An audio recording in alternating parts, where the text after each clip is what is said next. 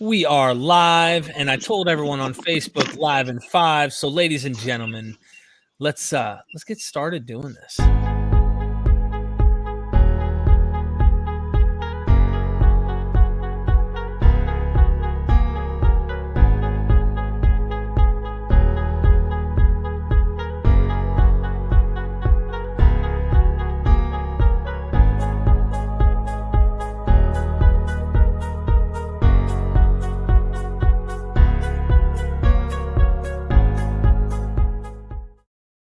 Ladies and gentlemen, I'm going to go ahead and do us an old school intro.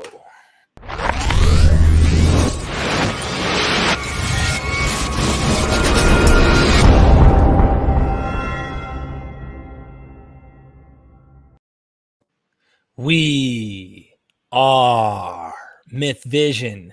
Welcome to MythVision Podcast. I'm your host, Derek Lambert, and we're going to be delving into the Historian's Workshop. We've had Dr. Steve Mason, if you will, Professor Steve Mason, come on before, and we had quite a long live where we delved into how to interpret the information that we're looking at and how important it is to come up with all the tools necessary to try and understand how we're supposed to know history, the methodology involved and such. So today, I believe it's today, I could be wrong. I think we talked about interpreting briefly, but Dr. Steve Mason, maybe you can correct me on this. What are we going to be doing today? Yeah, today, Derek, we moved from, so last time we said there were two big parts to doing history. One is interpreting what's survived, what has remained from the past. The other one, and really the ultimately most exciting, most engaging part, is when we start to reconstruct. We imagine and hypothesize and test what really happened. That's what we're going to look at today with a few examples. Awesome. Yeah, I'm excited. There's so much we'll be able to cover, not only on like first century and surrounding literature, but with Josephus. This is just like, okay, you've seen that there's a lot going on this channel between, did Jesus exist in history? Did he not exist in history? And I think as a historian, just kind of building up a case, dealing with something separate from Jesus, just showing like how you might deal with Josephus. And then maybe someone can look at Jesus and say, what's going on here? I'm interested to see what you bring to the table. And then we can always probe into Josephus's life and his writings and really, really see what's going on from a historian point of view. And so I guess I'll share the screen and let's hope that this thing works. Fingers crossed. You guys should be able to see this here. Okay, you can see, you can see the sidebar there. So let me try again and see if this goes full screen here. Okay. Does that not help at all? No. No. Is it showing up on your computer full screen? Yeah, on my computer, it's now full screen. So okay, I don't see maybe it takes a second. I don't know. There's got to be a setting in here somewhere where we can do this. If worst comes to worst, I'll walk through the slides, the way they are. Yeah. Yeah. But let me try something. If I do an animation like that, are you seeing the next page? I do not see. I mean, if I look to the left, I can see small little, but I don't think anyone can actually make out what it says. So you'd have to click the little bars. Okay. We can make out what that says now. Yeah. Yeah. So you just have to walk us through. Just walk us through it and we'll do a dinosaur. Yeah. This is, sorry about that. Normally, this is the way the technology works. As soon as I put it to full screen, you pick it up because clearly your software has picked up the screen. So I don't know what's going on. I don't know what's going on there. But Derek, I want to start by saying you're exactly right that this is all directly relevant. It can be applied to historical Jesus, his story of Rome, the late Republic, the early Empire, any particular battle. We're doing the same thing. So last time we looked at this, basically. We said, okay, history is, there are popular definitions of history, right? History is like what happened in the past. That's the most popular thing, right? That's supposedly what you learn in school. And we use that all the time. Like you break up with somebody, okay, their history, right? It means like, that's just in the past now. Or or some kind of records of the past. Go read the history books. But what we saw last time was that this actually doesn't work, right? Because the past is gone. And what history is the investigation of the past, the human past. And that has two sides to it. One is we have to interpret the survivals, whatever they are. So last time, for those who are just tuning in now for the first time, to recap, we looked at some examples, coins, inscriptions, some sites, some texts, and we saw how complicated it is just to interpret things, that the evidence does not speak for itself. It doesn't say, here I am, and here's what I mean, and here's how you should use me, and here are my lessons for you. It doesn't say anything like that. It's just like a jug or a piece of writing, and we have to use our intelligence and imagination and skill and experience to try to make sense of it by analogy with other things. So that's what we did last time. I think it's fascinating too, Dr. Mason, how often the historians cannot even come to a consensus. I mean, on small things like what this coin means. And I mean, when we get into grand scheme of things, like did a guy who claims, or did someone named Jesus actually exist? You know, that's a whole nother thing that I have to say. I mean, I've interviewed a lot of people on my channel, and I don't like the comparison that I've heard supposedly Dr. Bart Ehrman has made about mythicists, saying they're equivalent to Nazi Germany, Holocaust deniers, and that somehow that they're like that. No, I mean, we're talking 2,000 years ago, and a guy who's so shrouded in mythology that some people don't draw the lines the same way that historians may do in the consensus within academia. And so it's like, for me, it's like, I don't think it's good to say that about them. You might say, hey, I think mythicists say something's interpolated too much, or they don't give enough credit to the text. But to equate them with Holocaust deniers, to me, that's overboard, because we're dealing with something that we have no empirical evidence of a Jesus. We have only literature that comes much later, extra biblical literature, I mean. And even the biblical literature is pretty late in the game, unless you allow Paul to speak. But even in Paul's letters, that's where the debate between the two guys go. So I don't want to make that about this, but I had to say that for my audience, because that's like the area in which they come from, is like this Jesus issue. And what you're going to do today will help them use some of these tools to maybe analyze this themselves and come to their own conclusions. Yeah, bang on. You're dead on there, Derek. That what I've tried to emphasize all the way along is that history is not a field of belief. There's just simply no room for belief. And what I'm going to emphasize today is the change that we go through in the process of investigation, how we have to change our minds and we have to adapt. So if you begin with a position, whatever it is, that Jesus didn't exist, or he did exist, or whatever you think about him, then you can't be a historian. It's like, I don't know if you ever saw, one of my favorite films is, maybe I'm revealing too much here about my taste, but one of my favorite films is called My Cousin Vinny. And it's fantastic. If you haven't seen it, have you seen it, Derek? I have. Joe Pesci and Marissa Tomei and others, the guy from Karate Kid. It's a fantastic film. But the reason I bring it up is this is a stereotype of the Southern kind of sheriff. They get, I guess, a bad rap. They already know in advance who did the thing, right? So they're not going to change their minds. They already know, and their job is just to push it through and get you in jail, right? According to the stereotype. I'm not saying that's the way Southern sheriffs are. In case I ever visit the South, I just want you to know that I don't believe that to be true.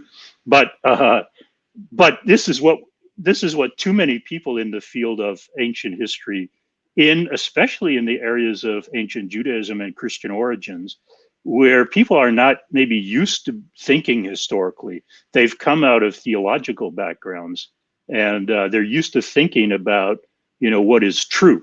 And that's just not what history's about. It's about investigation, just like a detective, investigate. Like we've seen in the past couple of weeks, whatever you think of the big verdict that came out, the point is it was a clinic in investigative procedure explaining evidence. And you have two sides there, trying to explain the evidence, and one side wins. Right? They convince a jury, judges, right? People who are watching things carefully. That's what history is about. I mean, it's just like that.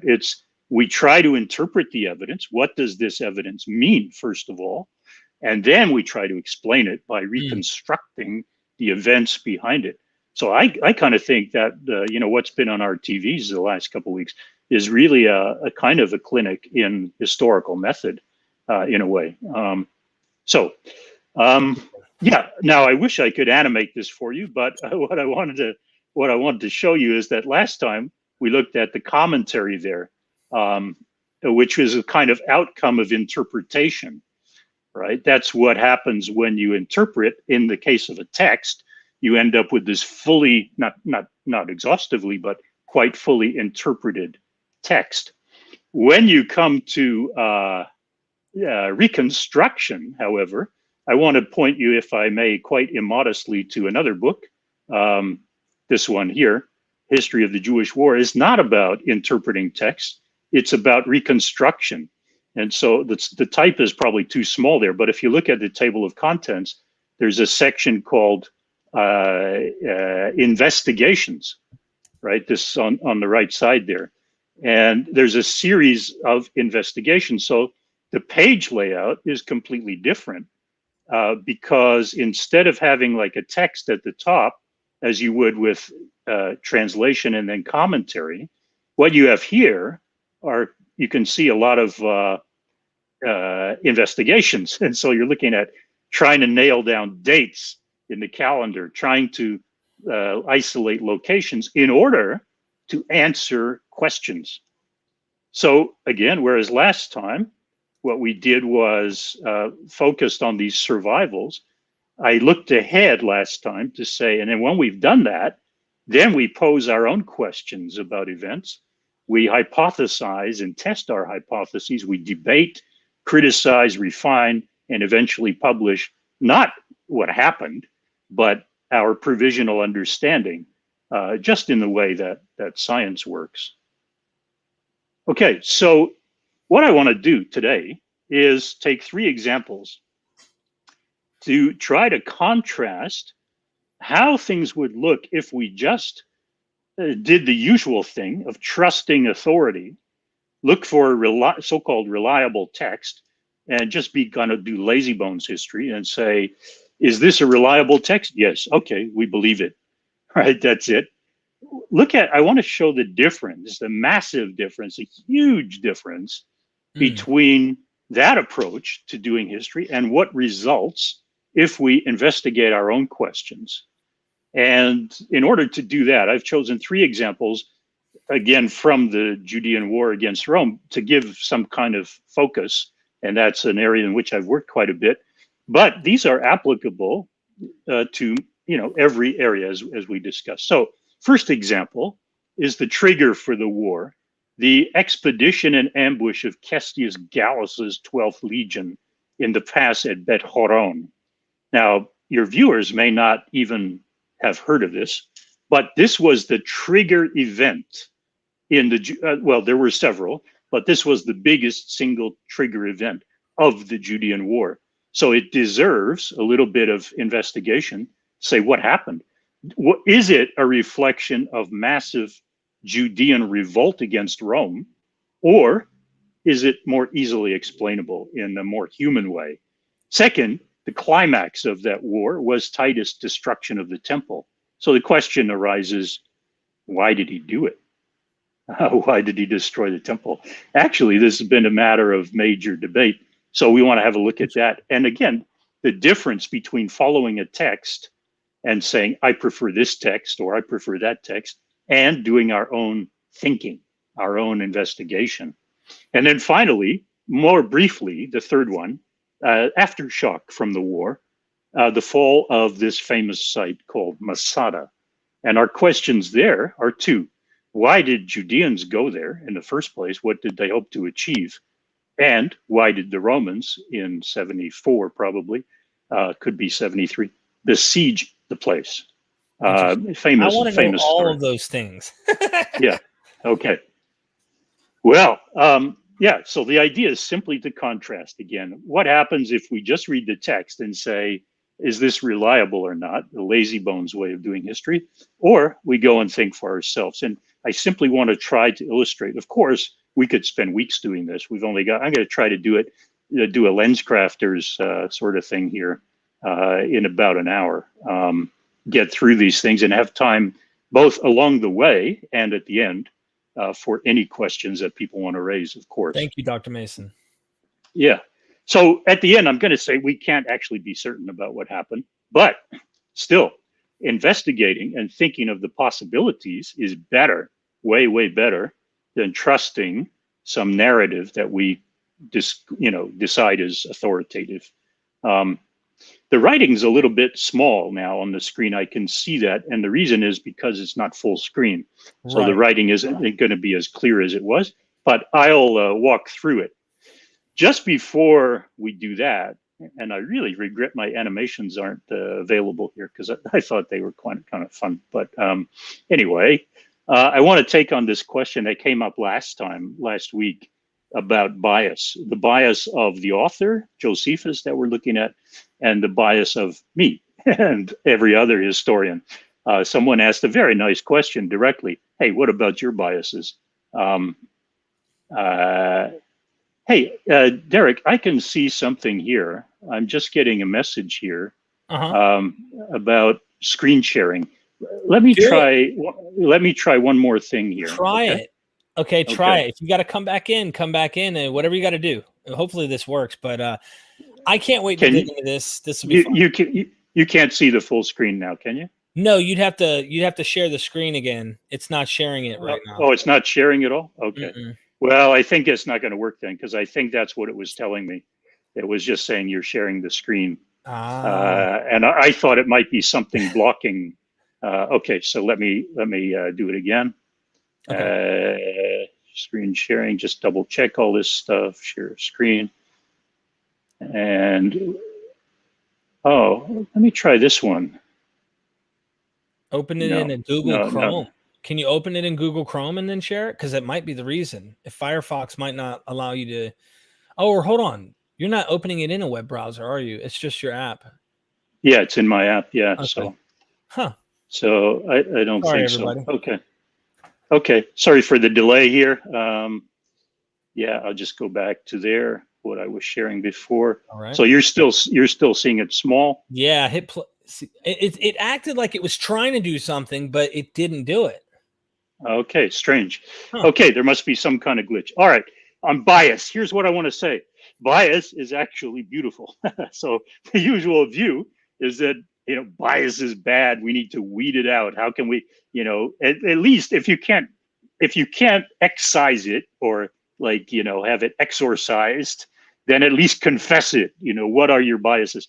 I think this is completely wrong. I mean, this is the way a lot of stuff is going now. I just think it's wrong. I'm not saying that historians should write one-sided, prejudiced, narrow-minded accounts, in other words, biased accounts at the end. But what I'm saying is this: we live in kind of cynical times, I think, quite understandably, justifiably. We've all become a little bit cynical about people selling stuff. So whoever poses as an authority is, trying to sell something, and we should be completely skeptical about all that. But here's my point. History, like science, assumes that we learn through investigation, that we change, right? We change. That's what history is about, is openly investigating something in order to learn, debate, challenge, imagine possibilities, and then change our minds. If you begin with the view you already have at the end, you haven't changed, you're not doing history. So my propositions are, first of all, Derek, let me ask you, who potentially is not biased? Who could be not biased? I don't think there's anybody who's not biased. Right, because you'd have to imagine an omniscient, all-knowing and omnipresent being like God or nature or something like that. Right. That would be the only kind of intelligence that could not be biased, right? Because Bias means that we live somewhere. We occupy a place with an angle of vision. We have a heritage, we have genes, we have our environment, we have our hunches, our instincts, our questions. Those are all, that's what I'm saying is beautiful. That's part of being a human being. I would suggest to you that this wish for lack of bias, which we often hear about, is the same reason why people like revealed truth, right? They like the idea of divine revelation because that's not going to be biased. Everything else is human. But of course, the problem is then, as Voltaire and Thomas Paine and people pointed out, even the texts you think are a revealed truth are in a particular language. You know, they came at some time, they need to be understood and translated and so on. So bias enters into everything. So I'm saying bias is part of our, like, it's not really bias, it's just living somewhere. Like we all have our particularity, and that's a beautiful thing because that's where our imagination comes from. That's where our unique questions come from. So, you know, if you look at medicine, people go into like dermatology or psychology or cancer research, often because they had a relative or a spouse or somebody or a friend or themselves who had skin problems, psychological issues, cancer experience. And that's, so that particularity, that bias, if you like, is what got them into the field. But that's not where they end up. So what I'm saying is that the solution to bias is not trying to remove it or look for unbiased accounts, right? So people say, yeah, Josephus, he's biased. Well, yeah, of course he is. He was a human being. So the solution is not to try to weed it out. The solution is to overcome it, to transcend it at the end. So at the end of our investigation, so we begin with our hunches, our prejudices, our biases. That's what leads us to ask certain questions, right? But then we have to mount a full investigation, which is open to challenge from everybody else. Now, the reason I'm emphasizing all this in part is because I think this is the difference between credible historical work and fringe work. It's not the conclusion, right? It's not like coming back to what you were talking about before, Derek. Whatever Bart said about this or that, I don't know. I wasn't there, so I'm not going to comment on it. But a view that that's wrong, you know, that's just crazy. I don't think that's the issue myself. It's not that some ideas are credible and some are so-called fringe. It's not about beliefs. It's about how you got there. So the people who self-publish and who just have an idea, they wake up in the morning with an idea and then they push it through and then publish a book on it. And that's it. That is much more likely to be a fringe view, not because of the thing they're arguing, but because they haven't subjected it to full investigation, critique, challenge, debate, and all that. That's what separates. Can I give an example? There's a group of theological thinkers online that come from this paradigm called full preterism that are called Israel only. And I'm glad that you have your feet extremely wet in the New Testament to get where I'm coming from when I explain this. I'm just going to give you a nutshell. They are an online theological group. They believe that all the Gentiles that are receiving salvation by Paul, Cornelius, for example, was not a Roman genetically, so to speak. He was an Israelite. The Gentiles throughout the totality of the New Testament that receive salvation, the term for ethnos, are Israelites. And when I've asked them to write a PDF or a proposition for their theory so that I can present it to peer review among the scholars that I entertain, and nobody's written anything like it. They claim to be undefeated. Like they go around saying, IO wins. Like it's this crazy circle jerk of pat each other on the back type of group. And they've come to a conclusion that no expert who reads these languages, that knows these texts, have ever drawn. Therefore, it's safe to say that's a perfect example of what you're describing here. Like subjected to peer review, subjected to challenge. Why are you hiding behind a wall and then still rooting victory while secretly holding a white flag in case you need to say, well, you know, look at how you mistreated me or whatever? It's just really, really weird, but it's kind of a example. Yeah, and it's a good example, and that's been the traditional way about in the churches that I at least know, is that they come up with what sound like brilliant ripostes to to critics. Yeah. But they are preaching to the converted, right? Yeah. Or So they avoid the critics, and they love to bash Christians. And I'm like, really? yeah. Stephen Sorson had a question though. May I ask that question here? Yeah, why not? What are Steve's thoughts on checking the reliability of historical method and the validity of the results obtained by using it? Well, that's great. I think what we're about to do exactly now will help to answer that question. Okay. It's better. We can come back to it at the end if Stephen feels it's not answered sufficiently. But I think it's better to demonstrate an answer and then try to formulate it later, if that's okay. Yeah? Yeah, I will screenshot it and check it out later if we don't answer it. Remind me, Stephen. Okay. So now I need the viewers to just focus with me for a little bit. This is not complicated at all, but it may be unfamiliar. So I'm just going to try to, what I'm doing here is I want to say there's an account of what happened here. And the usual question is, let's follow that account unless it doesn't seem right. So let's say it's reliable. And then that narrows our picture. And it comes at the cost of a human life, not in the sense that it kills him because he's been dead for 2,000 years, but it comes at the cost of our understanding in a fair and reasonable way another human being. This particular human being, I don't know whether he was a nice guy or not, but what I do know is that his reputation is mud because of what he did in late 66. And this is that trigger event of the war that I'm talking about. So, yeah.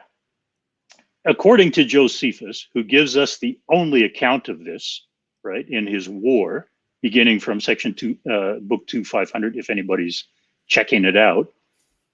So the usual question is simply, is Josephus reliable? And in this story, nobody ever found a reason to doubt him. So people tend to doubt him where he's talking about himself. They say, well, he's boasting, or when he gives numbers that are exaggerated, but otherwise they tend to follow him. So it concerns a fellow named Cestius Gallus. Cestius Gallus was a major Roman senator. That is, he's an ex-consul 3 times over, consul being the highest rank among senators. And he's been given the prize province of Syria. And Judea is part of Syria in this period. Not everyone believes that, but I can't help that. I just have to say it because I think it's correct. And it explains what happens next. So what happens is, according to Josephus's account, in June to August of 66, there's growing violence in Jerusalem. And this violence is directed not against the Romans. So look at the map on the right. The legatus, the legate, the governor, he's based up in Antioch, in what is now in Turkey, actually. There's a little extension of Turkey that goes there, Antakya. But in the first century, it was in the province of Syria, which looks like a kind of big cauliflower ear from boxing there. And he had 4 legions. Now, the legions were based all in the north, at least 2 of them, maybe 3, along the Euphrates River, because that was the frontier with the Parthian Empire. So Romans really had to secure their eastern flank. And then there were 2 other legions, at least one of them based more toward the south, but even still not very far south. I think you can now see my cursor. Mm-hmm. One small advantage of this mode of doing things. So right here at Raphanea, that's the 12th Legion is based down there. So that's the background. And in the south, as we talked a little bit about before, the Nero or his preceding emperors had sent out a kind of a junior governor, an equestrian usually, or even a freedman, may or may not be an equestrian. That is, he's not a senator. He's not eligible to be a consul or any of those high-ranking things. He's more in a kind of businessman role, but can also be a military commander over, not legions, not legions, but auxiliary troops that are raised in the area. So the auxiliary troops in the south were raised from Caesarea and Samaria, or north of Judea, north of Jerusalem. They were the historic enemies of the Judeans. The Samaritans hated the Judeans and vice versa. If you know the Gospels, you know the story of the Good Samaritan, which is a big deal because Samaritans are supposed to hate Judeans. Or you might know this story in John 4, where Jesus goes and visits Samaria and takes a drink from a woman at the well, and she says, "Well, what are you? Why are you asking me for a drink? You people don't have anything to do with us." And that's the assumption in this story. There's a lot of tension, also mentioned in Josephus and Tacitus and elsewhere. So we know about that the tension between them, and that's where the auxiliary forces were raised. And can't take a lot of time for this background, but quite simply, Nero had instructed his junior governors and procurators, financial agents, to raid temples all over the empire to bring in money. So the Judeans throughout, this guy, Gessius Florus, who's the guy in the south, down here, he had arrived in 64 or so, and he was causing havoc by raiding the temple in Jerusalem. And there's growing violence in June to August of 66. Cestius Gallus, according to Josephus, has already visited at Passover in April to try to sort this out. And he realizes that the other guy is the problem, but there's not much he can do about it. Anyway, he's also a good friend of King Agrippa, who's the Judean king, whose base is in the north, but he keeps a palace in Jerusalem. And Judeans in Jerusalem like King Agrippa because he's one of theirs and he's quite a powerful man. So Cestius Gallus is watching all this from the north. He's already visited in the spring, and he's hoping it will all blow over. But King Agrippa is expelled, and finally, Cestius Gallus decides he needs to make another trip way down here in the autumn of 66. So he comes with he brings a legion. He picks up the 12th legion here, which is kind of en route, right? The easiest one. He picks up the 12th legion, with a bunch of auxiliary forces from the north, brings them down along with King Agrippa, right? And he visits he expects to be admitted to the city, but he's locked out. There are a few gates to Jerusalem, and things have gotten so bad in Jerusalem that he can't get in. The gates are locked to him. So after trying to get in, hoping to get in for about a week, he just up and leaves and takes his legion back. The legion is ambushed on its return trip. We're talking about Josephus' account now, on the way back to the coastal road to go back north. They are ambushed by Judeans, and Josephus claims he loses 5,300 men, which is about a legion. And now the war is on, because of course the Romans are going to exact retaliation. And Josephus the reason he includes this story, or at least one reason, is he keeps emphasizing, if only Cestius had stayed longer, he could have ended the revolt right there and then. There were many people inside the city who couldn't reach him, who couldn't communicate with him, but he didn't know that, so he left. But he actually was right on the tip of ending it. So I don't know if you can read this if it's too small, but here I'll just highlight the bolded bits. This gives you a flavor of what Josephus writes. He says that Cestius was outside and people were calling from the walls, but he forfeited the moment. He either ignored them or he didn't trust them. He didn't think he could really get in. If he had persevered, a short while, he could have quickly taken the city. But I think Josephus is now reflecting after the fall of Jerusalem. He's saying, I think that God prevented him from doing that and arranged things so that he left. Cestius didn't even understand the despair that the rebels were in, or how many people were in support of him inside the city. And so he left. And so On So his technically, a retreat. lot of Jews were actually in support of the Legion and Cestius, but the rebels were keeping them from being able to come in. Yeah, because you only have really three gates in the north of part of the city where the Romans are, and they can't approach from the south or the east because you have deep, steep ravines there. So the north and the northwest are the only real angles of approach, and there are only about three gates there. So as long as even a small number of people can keep those gates closed, remember you're looking at a walled city with big, thick high walls, right? So the people just can't get in. So on this map on the right, what you see is he left Jerusalem and he had made a camp at this place here, which is the ancient site of Gibeon or Givon, Gabaon in Josephus, El Jib today. That's where he made a base, and it was a good place. It was a very sound place to make a base because there's a hill there called Navi Samuel today, Prophet Samuel, which is like almost 900 meters high.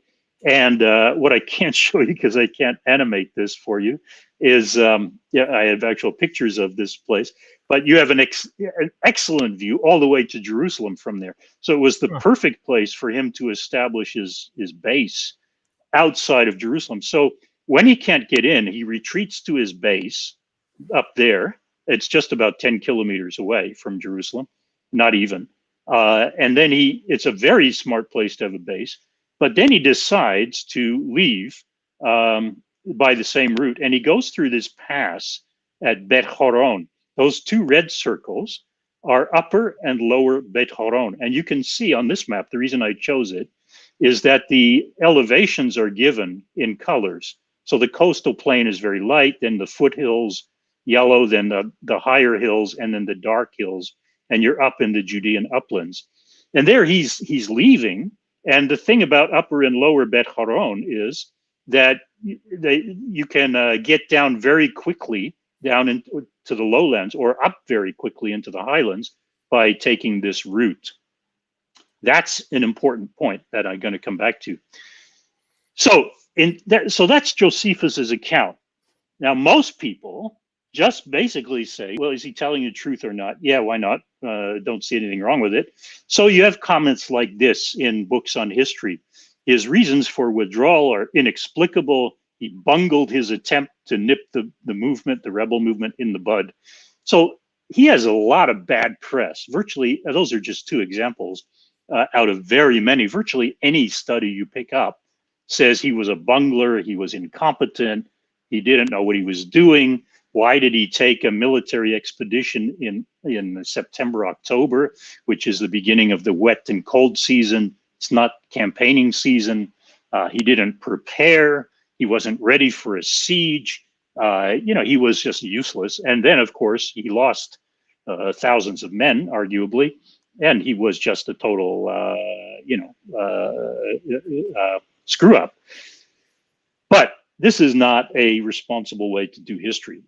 So here's the first example then of what I'm trying to say. Instead of following Josephus's account and narrowing our vision to this issue, let's ask our own question. Why did Cestius take an expedition to Jerusalem in September, October of 66? Now, it may surprise viewers, but Josephus doesn't ask that question or answer it, therefore. And that's why his reliability is irrelevant, because he's not asking our questions. His question is, he's writing a tragic history, and he's trying to show the tragedy of things playing out. And that's why he keeps emphasizing, if only this. It's just like we do in everyday life, right? Suppose I'm divorced. If you say to yourself at some point, yeah, if only I had done this, right? Maybe it would have worked out better. Or maybe you've mistreated someone. Maybe your parents have passed away, and you say, if only, I had been able to talk to them, or, you know what I'm saying?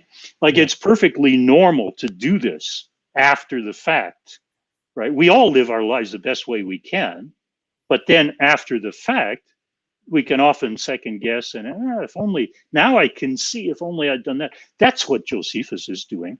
He's not saying the guy was a bungler.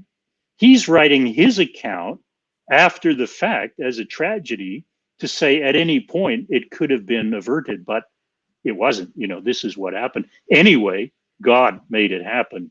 That's his. So a historian can't ask, is that reliable?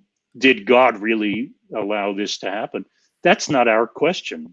It's not a question a historian can answer. So if we ask just in simple kind of strategic, tactical, military terms and political terms, why did this guy take an expedition? Well, that cascades into several other questions that Josephus never even brings up. Who was this guy? Actually, we should know. Who was he? What's his career? What's his background? How old was he? What's his experience? Who are his friends? What political circle did he belong to?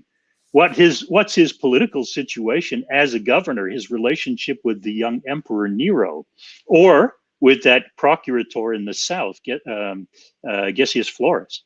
What's his relationship like with the Jerusalem leaders and with King Agrippa? And what happened in his previous visits? And what does he think is going on in Jerusalem? None of these questions even comes up in many accounts of the past because they simply paraphrase Josephus, right? So if that's a tragedy in itself, actually, that we don't get all the insight we want from. And don't get me wrong, I'm not saying from our perspective when we're trying to now understand the whole thing, that sucks for us. And that I say that the same thing with the Jesus question, because we talk about the historicity of Jesus. If there was a guy, it just sucks that we have so much mythology surrounding him that it's like, I wish there was more concrete. I wish there was more context, not just he was born a virgin, he was impossible, walked through walls, he rose the dead. Okay. And just for me wanting that question answered, I don't think we can ever have that question answered. I think it's all probability, and it's just tough. Anyway, I apologize for ranting. Don't apologize. I share your view. It's exactly right. So here, just on one page, I'm going to just give a quick stab at each of those three things, right? Which, again, Josephus does not even raise, right? So if we follow him, we have no idea. The only way you come up with this stuff is like there's no book that has it except my book, which because it tries to investigate this question. But if you didn't investigate it, like, in other words, bits and pieces of this are known, of course, but nobody's put them together because they're not asking that question. Like, who was he, and what was his relationship with the Judeans in Jerusalem and so on. So, first of all, how about this? This guy was about 70 years old. Now, think about that. It's even way older than I am. And he's going up and down riding horses out in Palestine, Syria.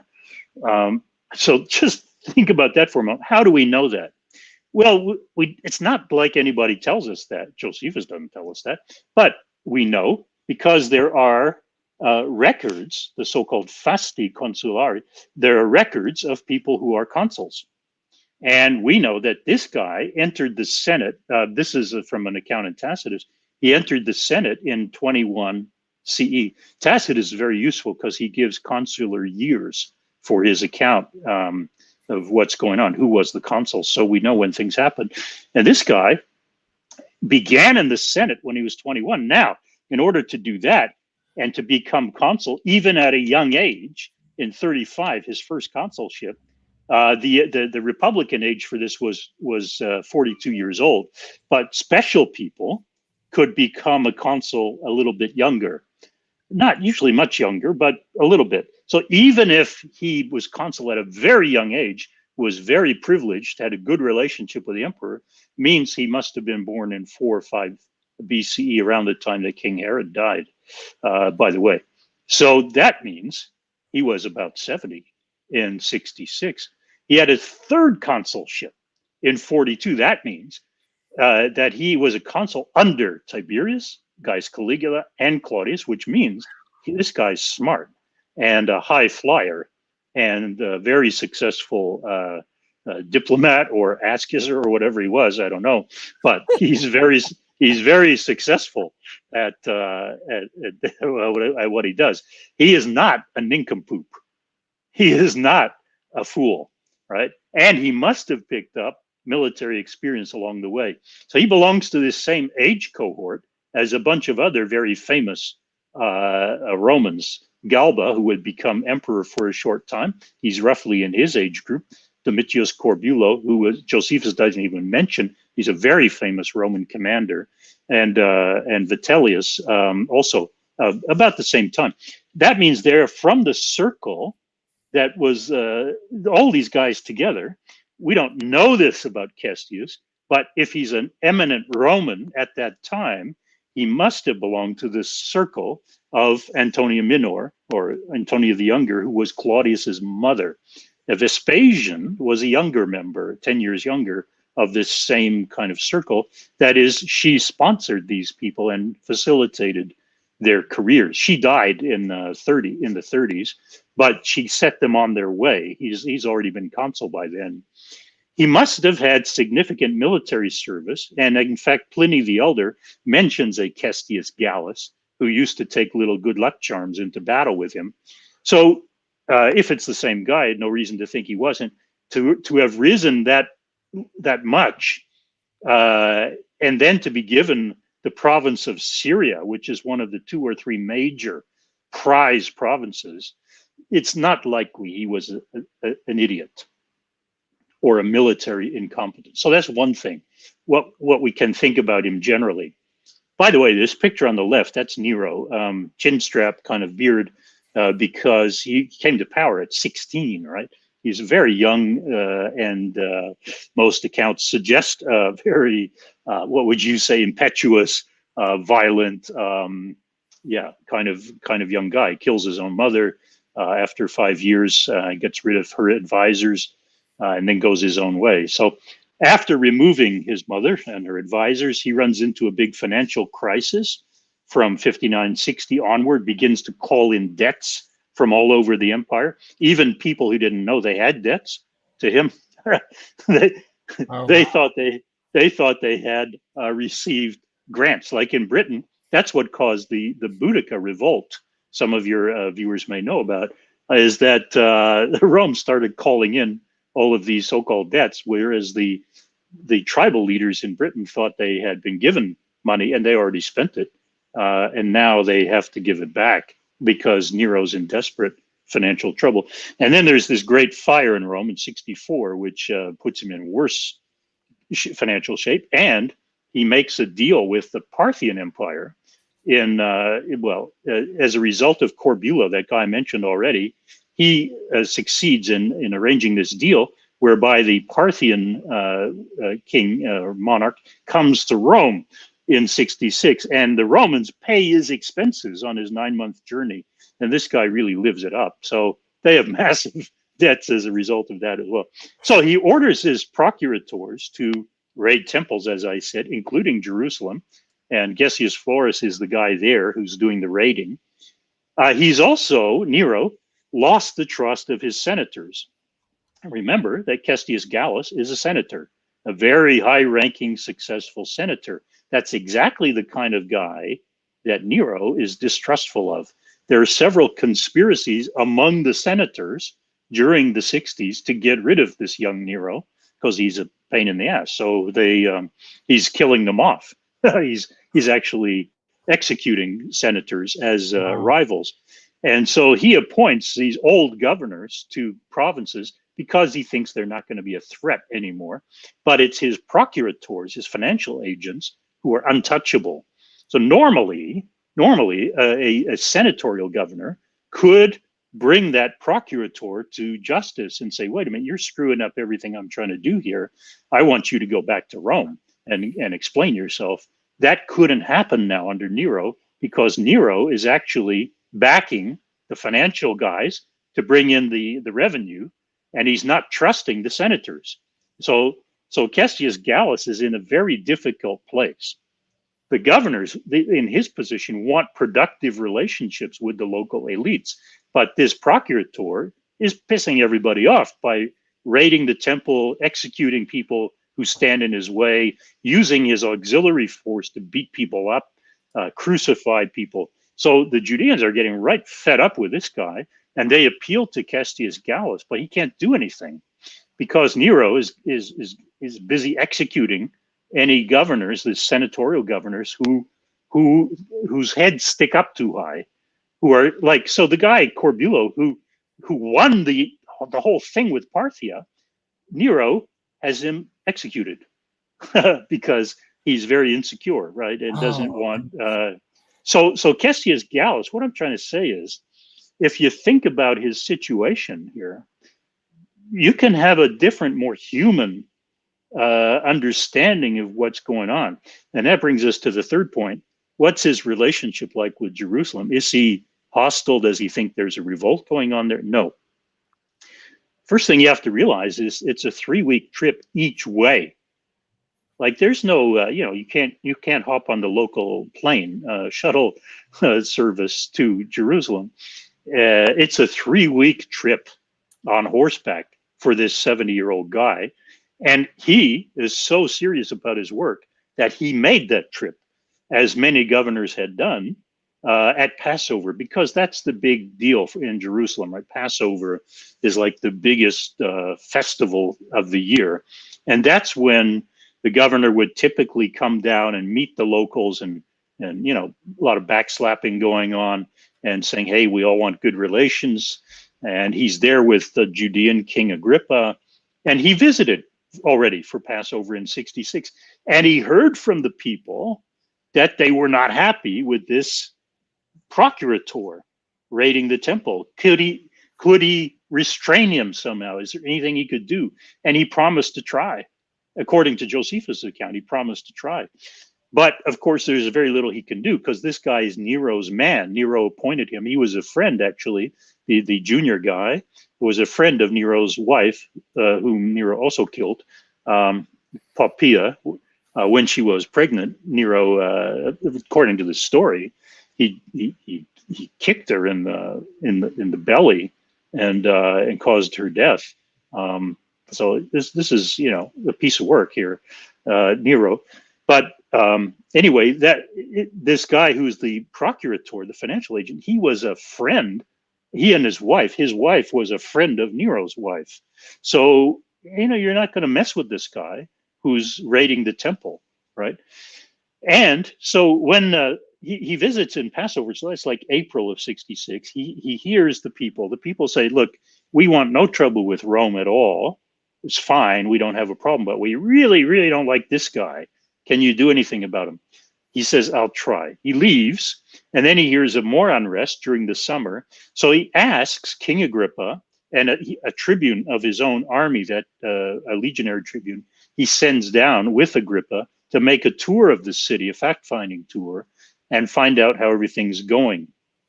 So what I'm trying to say is, this guy actually looks to be really, really smart and careful and really working hard to try to keep peace, right? And he sees no reason to go back to Jerusalem. So I'm coming to a close here with this first example. This creates a different view of Cassius Gallus, I think. Of what really happened, right? Yeah. Not that we know what really happened in detail. Okay. So you can see what I'm trying to do here is really build up a context, right? That gives us a different angle of approach from simply reading Josephus's tragic narrative and saying, if only he'd done this, he could have taken. Yeah, well, let's rethink this. So how do we rethink it? We got a 70-year-old who accepts this prize province, but probably with great trepidation, because he knows he'd rather go fishing or something like that by now. But Nero calls him out of retirement, says, I want you in Syria. He's just going to do his best. He's got to keep order and keep the revenue flowing, but without drawing attention to himself, without looking like he's trying to be a hero or something and attracting the young emperor's envy. that would be very foolish. So he's really trying to stay below the radar while keeping everything cool. That means good relations with Jerusalem, especially because it's the most prominent center in southern Syria, and it has a lot of hostility from its neighbors because Jerusalem used to dominate over them under King Herod and his successors, right? It was the capital of the whole region. So the Samaritans and others really hate the Judeans. And so that's a kind of flashpoint. And he makes a big, big effort to go down there to conciliate everything, the people there and the situation.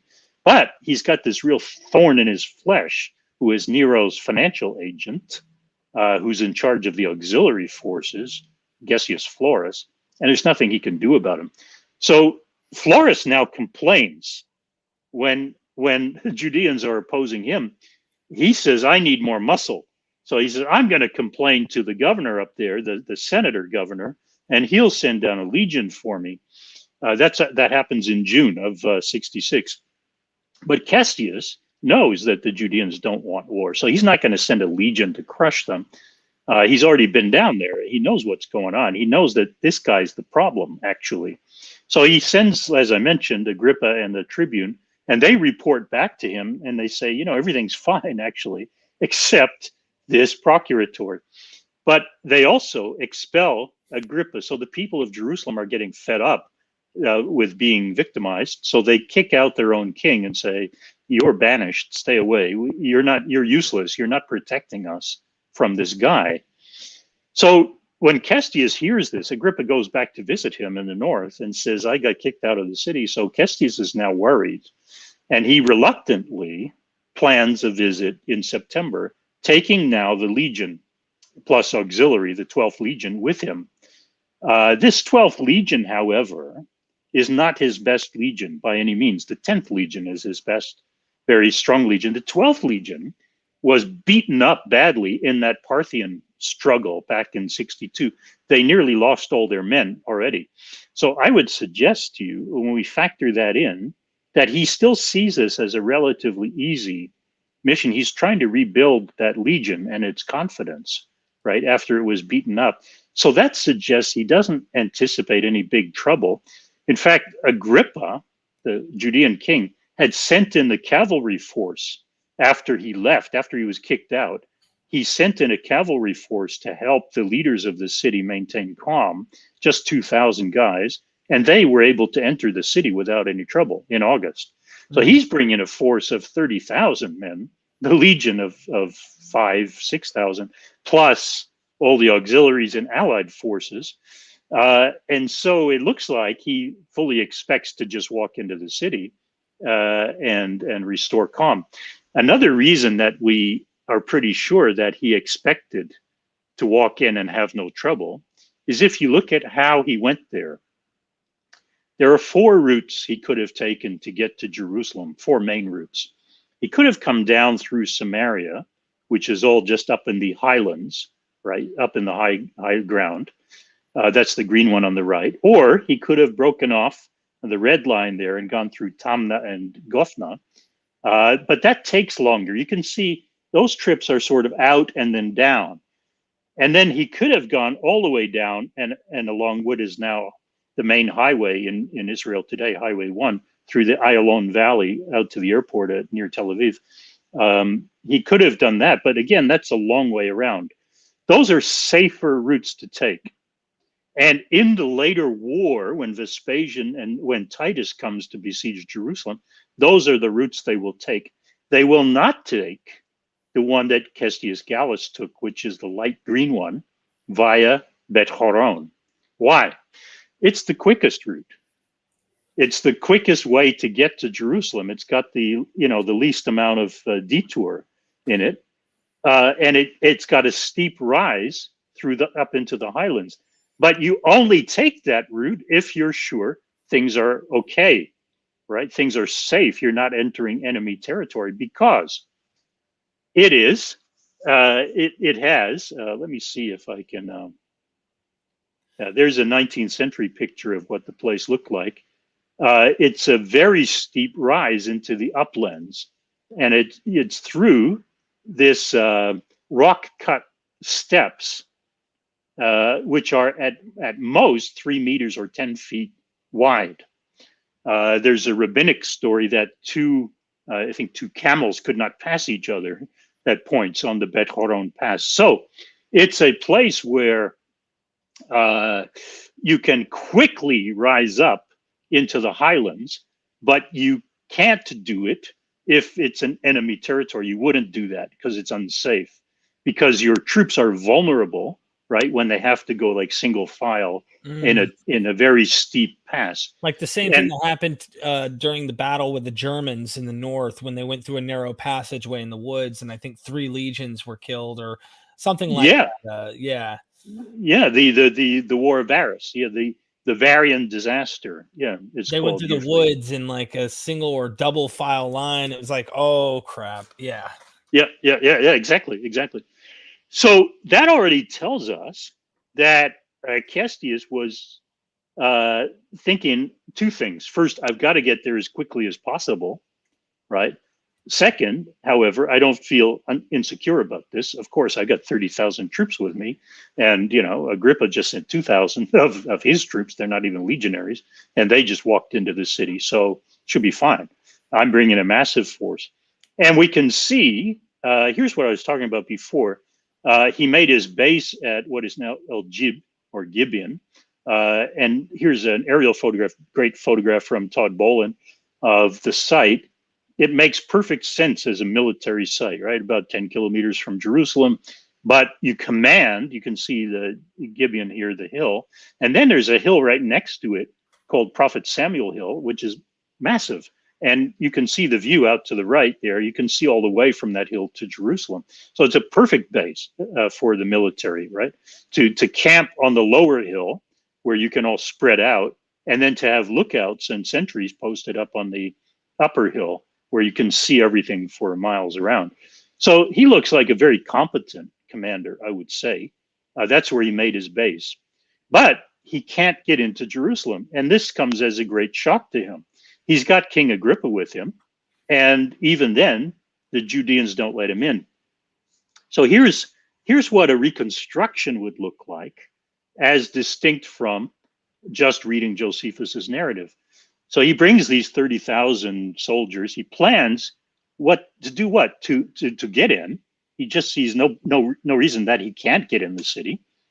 He'll punish those who have caused problems, who are real troublemakers. Anybody who's violent and willing to fight Romans.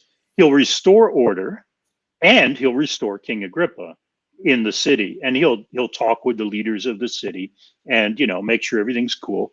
But if they are worried about any militant elements, he'll deal with them. He'll take them out one way or another. He'll reinstate Jerusalem's leaders. Maybe he'll talk with Gessius Florus and try to restrain him. But on his way down, he has heard that the Jerusalem militants have in fact massacred the auxiliary garrison because of their great anger at Florus. This is mentioned in Josephus's account. Josephus puts it earlier than it could have been in his chronology, but it must be on his way down he hears this. So he burns some villages and has what I would call display violence to intimidate people on the way down, on his trip down to Jerusalem. And what I would argue is this creates new enemies. Because when he goes to Joppa, especially on the coast, he sends a detail out to Joppa to massacre the population there. I would argue that they had no role in what's going on in Jerusalem. I would argue that this is a typical kind of tactic, which Vespasian will use later, just to intimidate, to show force, right? You have to yield to us, right? So he's not going to wait till he gets to Jerusalem to show force. He'll do it where it's easier out in the countryside so that everybody knows you better just open the doors when we get there. But he finds the gates locked and he can't get in. And I would argue this is the reason, this is a reason, a perfectly sensible reason why people were angry with him and didn't want him to come in with his soldiers. They're afraid of him. And so he tries to forage around a bit, but it's already October and it's starting to rain and get very cold in Jerusalem. So he decides not to abandon things, but to say, okay, look, there's no point continuing now. I can't besiege the city now. I didn't plan on that. So we're going to leave. We'll come back in the spring, and I'll bring a proper force then to besiege the city. So what I'm trying to argue is whether he was a nice guy or not, I don't know. But this is not necessarily incompetence. The greatest generals, from Napoleon, Erwin Rommel, Schwarzkopf, Westmoreland in Vietnam, all of these guys, great generals, they suffer setbacks. They've all been surprised and lost, right? The fact that this happened to Cassius Gallus does not mean that he was seriously incompetent. It just means he had, he was surprised and lost soldiers. So that's I'll pause there for a second. That's a kind of first example of what I'm trying to say, is that if we just read Josephus's narrative and we confine our vision, we can get a very inhuman view of what's going on, a kind of cardboard cutout view of these characters, right? You just say, yeah, he's a loser because of that story. But if we investigate, we get a whole different picture. Do you see what I mean, Derek? Oh, yeah, 100%. I mean, this analogy can be used all over the place. And I always refer back. I'm sure at some point I'm going to be educated enough on various ideas. I won't always just refer back to Jesus, but I always mention that because, sorry, my phone just making noise. But I always refer back to Jesus because that's what I was, a hardcore fundamentalist Christian. And it makes me wonder, if you take the historicist route, that there was a guy trying to reconstruct who and what he really was and why he was really crucified by Romans. What it makes me want to reconstruct. And, how much do I trust the text that's saying, oh, he was just this really good guy who was saying such amazing things, and in some accounts seemingly divine. Oh, that is a blasphemy. And then other accounts, I've heard some say, well, it wasn't that he was a rebel, but that he was drawing in too many bad crowds, so they saw him as a problem and they wanted to take him out. And there's just so many possibilities that I want to reconstruct, like you just did this guy. And I want to give history a chance. But every time I turn around, he's walking on water and floating and resurrecting corpses and crap. It's like, where's the guy? Yeah. But I always reference back. So. No, exactly. That's exactly what it is.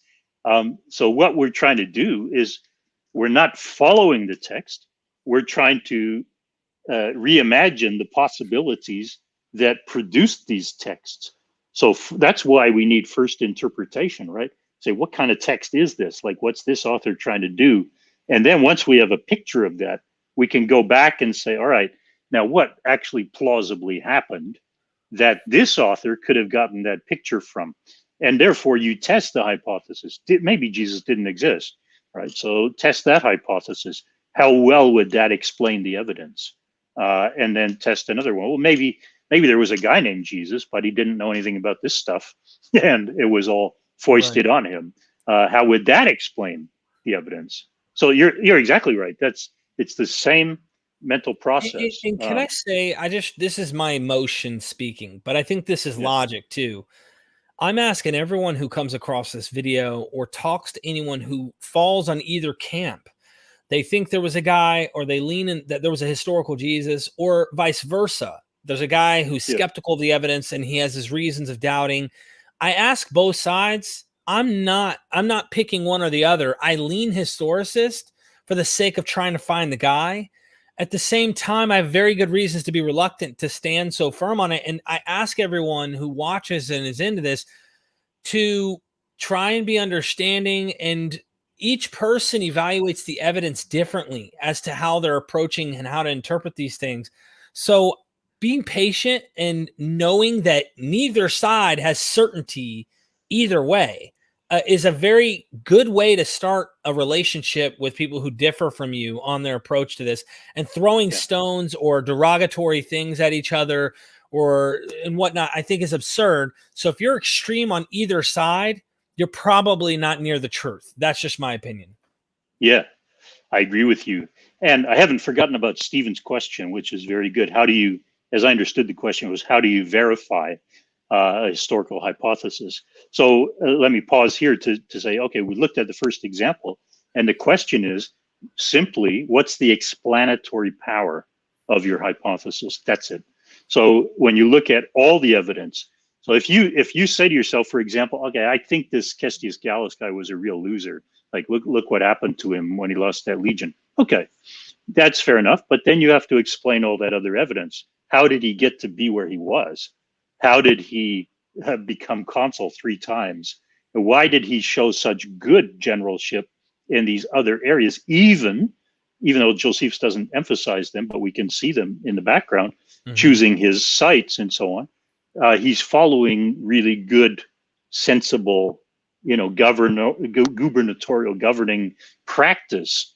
How did that, if he's such a nincompoop, how did all that happen? So that's what I mean. You need to come up with a hypothesis that will explain adequately all the evidence.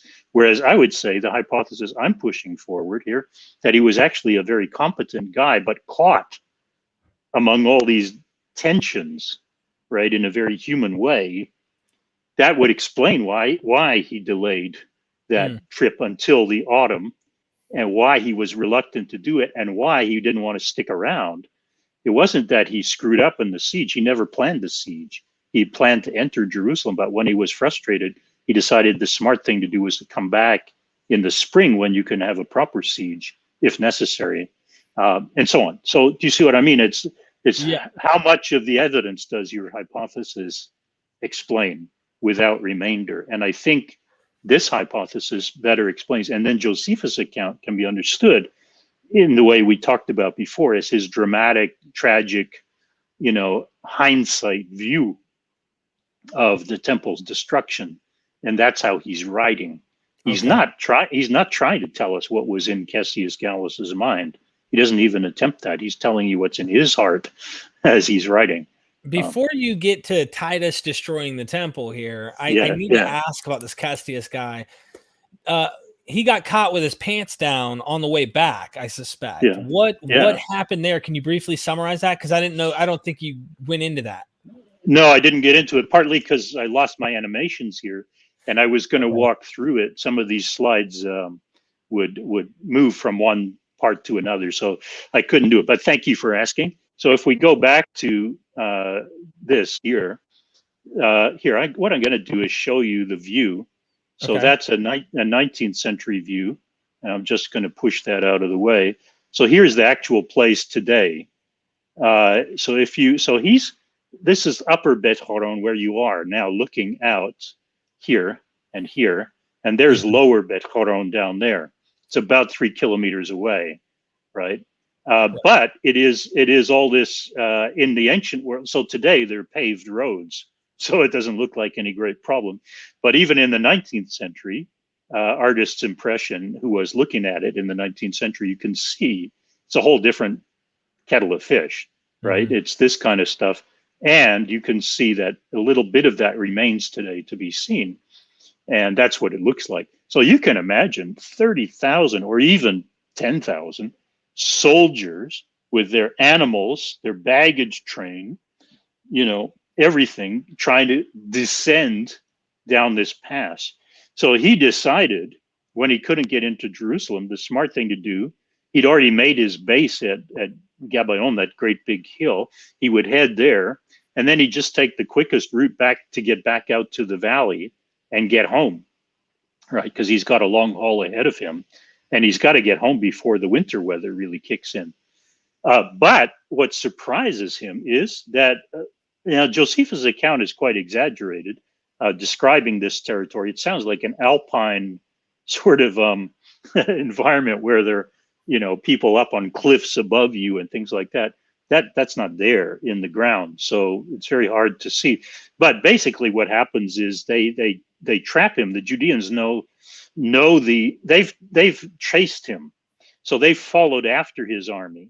And when his army has to go single file and is in a hurry to get away, the Judeans now have found ways. We don't know exactly how, to trap them. So shoot arrows at them when they are going down these narrow defiles. And of course, it's easy to say, well, why didn't they turn around and fight? But you're actually in a very vulnerable position. If you're in a big long column of 1,000, 10,000, 20,000 troops and animals, going down this steep path here, and if there are Judeans over here, How many do you think there were Judean wise?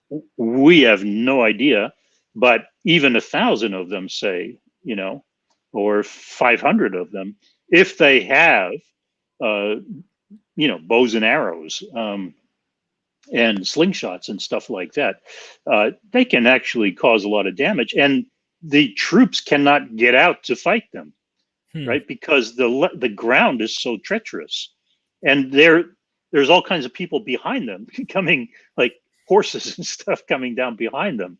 You can't just stop. You can't just fight. You're really trapped. It's just for this, kilometer or so in the steep part of the descent. It's really treacherous if you are trapped. That's why you don't use it if there's any risk of fighting, So of course one might second guess Cestius and say, why didn't he go back the Samarian route? Like, why didn't he just head straight north? But probably he didn't expect an ambush. I mean, that's the nature of ambushes, right? You don't expect them. So I would suggest that was it. He thought once he'd left Jerusalem, okay, now, we recuperate for a night at our base here on the hill at Gibeon, and then we just, and according to Josephus, he left all his equipment behind. So he just wants to make a quick break back to the north and get out. Once he gets down the pass and out to the coastal plain, he's free. Okay. Right. So he just thinks, if we can do this, get it done in a couple of hours or however long it takes, let's just get out, get out to the plain and we'll be safe. But once he's in that pass, he's trapped, a bit like Varus, like you described before, right? The difference was with Varus, the one you talked about in Germany, those were auxiliary forces who had turned against the Romans. Whereas here, that's not the case. These are completely irregular fighters, these Judeans. They have no training at all. So yeah, it is amazing, but I think we have to accept, we don't have to, but the most plausible explanation is it did happen.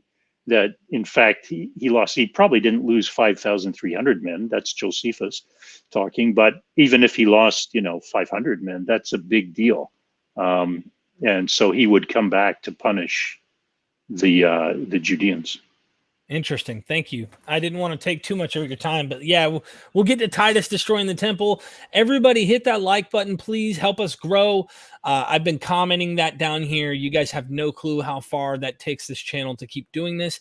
And thank you, Steve. I really appreciate it, Dr. Mason. This has been educational, like really, really interesting.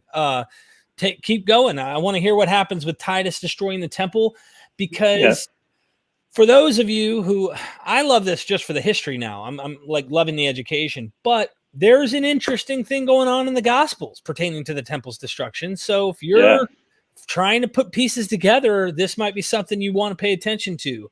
So I appreciate everyone hitting the like buttons right now. I can't tell you how much.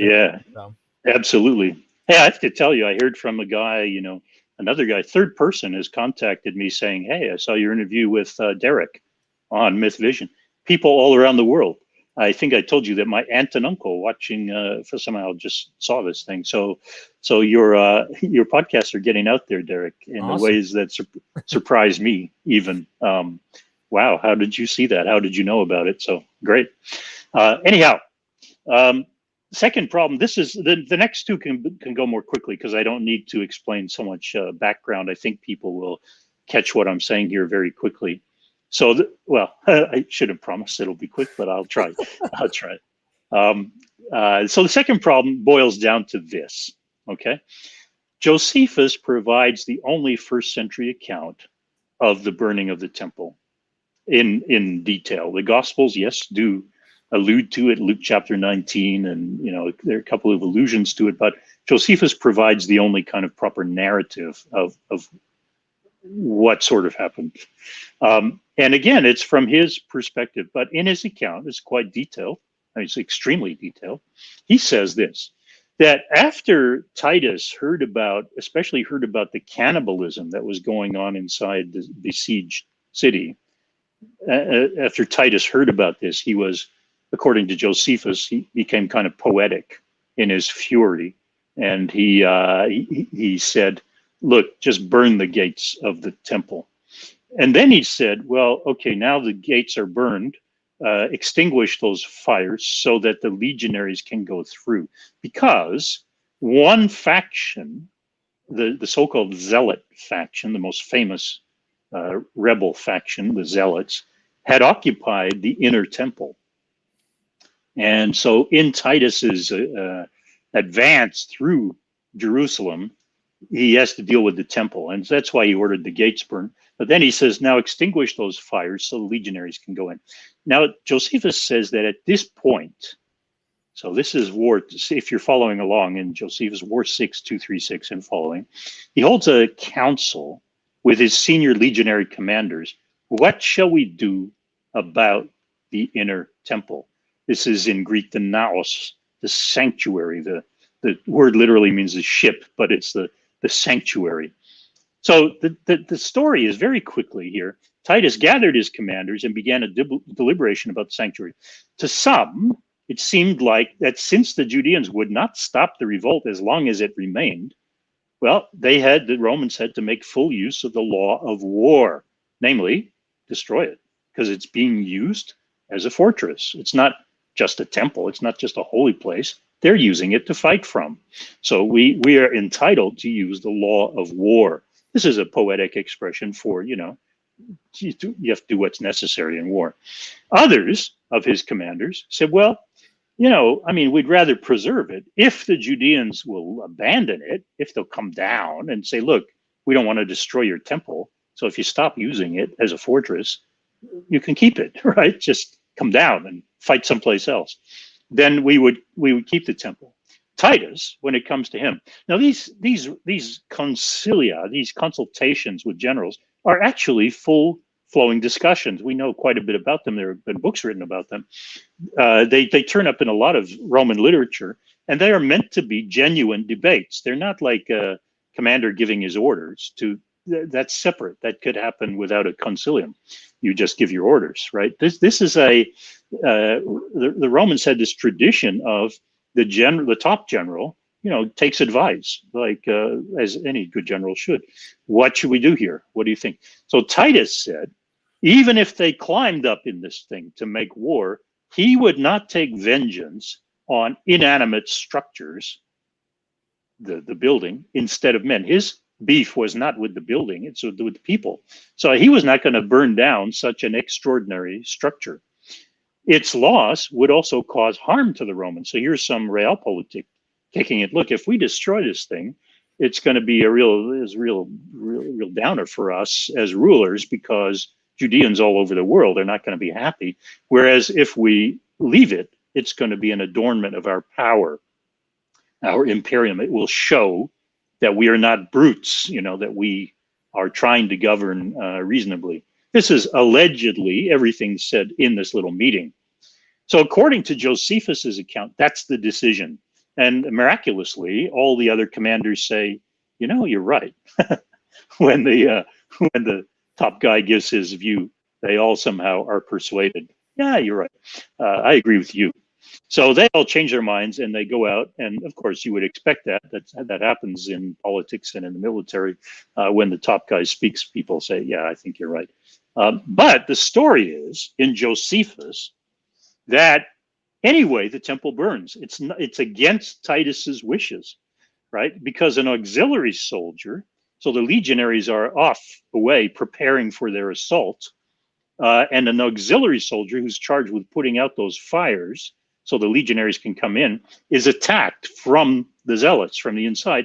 So he shoots a flaming arrow in retaliation, and he manages to catch the storehouse inside the inner temple where all this, these dry goods are stored, and a blaze erupts. And so the temple is actually beginning to burn. Titus is awakened. He's having a siesta in the middle of the day, as you do. And he comes out in his pajamas and he's furious. Josephus doesn't mention pajamas. He comes out and he's furious, yelling and screaming, saying, "Put out the fire." And the soldiers, according to the story in Josephus, completely ignore him. It's like, "What are you saying? Something? What? I can't hear you. Sorry." And they have a good time actually going in and burning the temple down. So until the middle of the 19th century, this account was generally considered reliable. Christian teachers, the scholars, liked it because it emphasized that God destroyed the temple, and that fit into Christian apologetics. God destroyed the temple to punish the Jews for having killed Christ. So it was not Titus, it was not the Roman commander who decided to do it. God decided in spite of the Roman commander's decision, right? So Christian scholars generally thought, yeah, okay, it makes sense, it works for us. But a scholar named Jacob Bernays in the 1860s came along, and he's of Jewish background, and says, well, wait a minute, let's not be so gullible here. Josephus, in his view, was a Flavian propagandist. So in his view, he argued, Josephus here is trying to whitewash the Flavian family, right, from guilt for having destroyed the temple, right? So he's trying to clear them of guilt for that. And therefore, we should look for other accounts. And you know what? As it happens, there's a different account by a Christian author way late. This is the 5th century. And this guy's name, he's a monk named Sulpicius Severus. And he wrote this. So he tells the same story about that concilium, but crucially changes the roles. So here's his account. After calling a concilium, Titus is said to have deliberated first whether he should bring down a sanctuary of such extraordinary construction. I put that in bold because the Latin, this guy's writing in Latin, the expression in Latin matches the Greek expression in Josephus. Now I'll come back to that. For it seemed to some that a consecrated shrine more famous than all human works ought not to be wiped out. Preserved, it would furnish evidence of Roman restraint, whereas demolished, an enduring relic of Roman crudelitas, in Latin, cruelty. Now, that's also important because I'll come back to that. Others, and Titus himself, reckoned the temple above all must be brought down. Why? With the result that the religion of the Judeans and the Christians, remember, this guy's a Christian writing, would be eliminated more completely. In fact, these religiones, these religions, though opposed to each other, nevertheless proceeded from the same originators. The Christians emerged from the Judeans. So, with the root eliminated, the offshoot, that is, the Jews, and their base eliminated, the offshoot, Christians, will quickly vanish because they'll lose their root. Thus, with God's approval, the temple was demolished, a daily proof to the world of the Jews having been punished for nothing other than the impious hands they laid on Christ. Now, strangely enough, you might think that a Jewish scholar looking at this would say, well, that's a bunch of Christian, malarkey. The fall of Jerusalem as punishment for having killed Christ. That's just Christian propaganda. But he noticed that the roles were completely reversed here, that it's Titus who resolves to destroy the temple here. And now Bernays said, you have to choose one of these two accounts.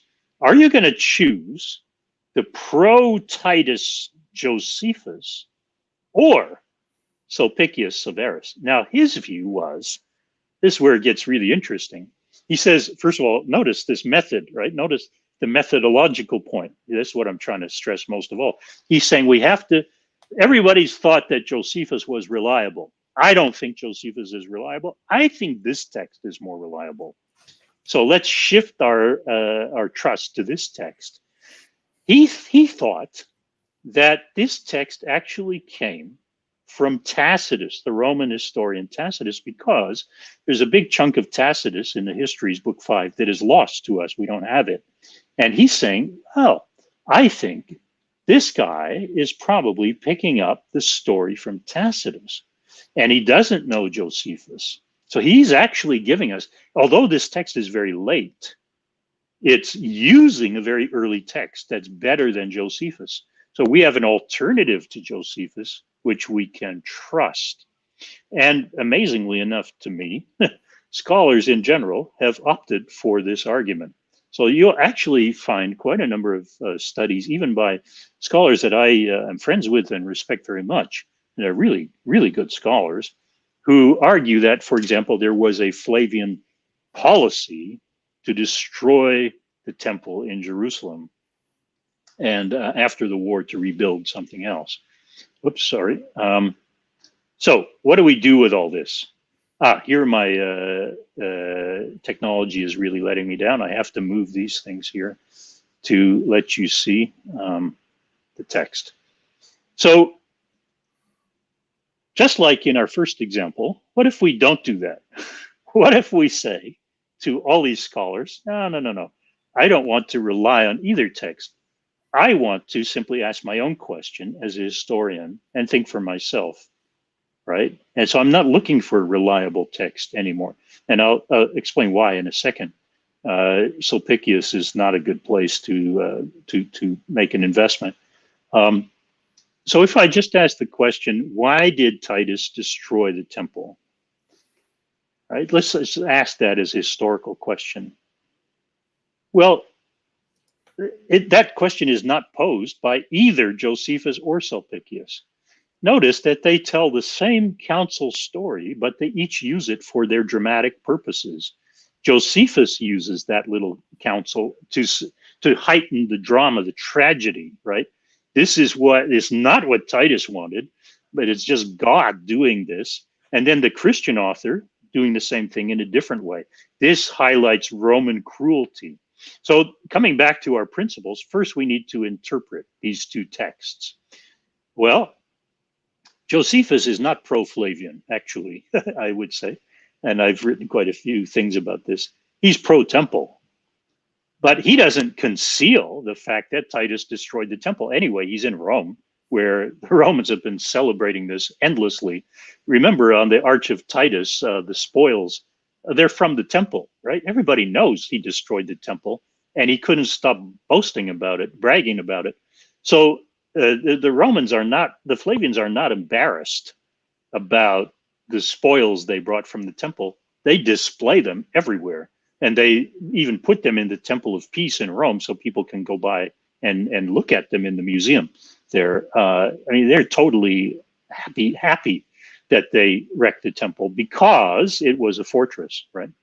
So that's Josephus. He's actually, and his portrait of Titus as losing control and screaming and waving, yelling at his soldiers, and his soldiers not, obeying him. That's not exactly flattering. Right, that's not the picture of Titus, I think, that Titus would like to get abroad. So Josephus should not be described, I think, as pro-Flavian or just a mouthpiece for Flavian propaganda. That doesn't really work. Is it fair to say Titus isn't on the scene when he's writing this? Because if Titus was still alive during this time or in power, yeah, no, he is on the scene, and that's the most, that's the most amazing thing.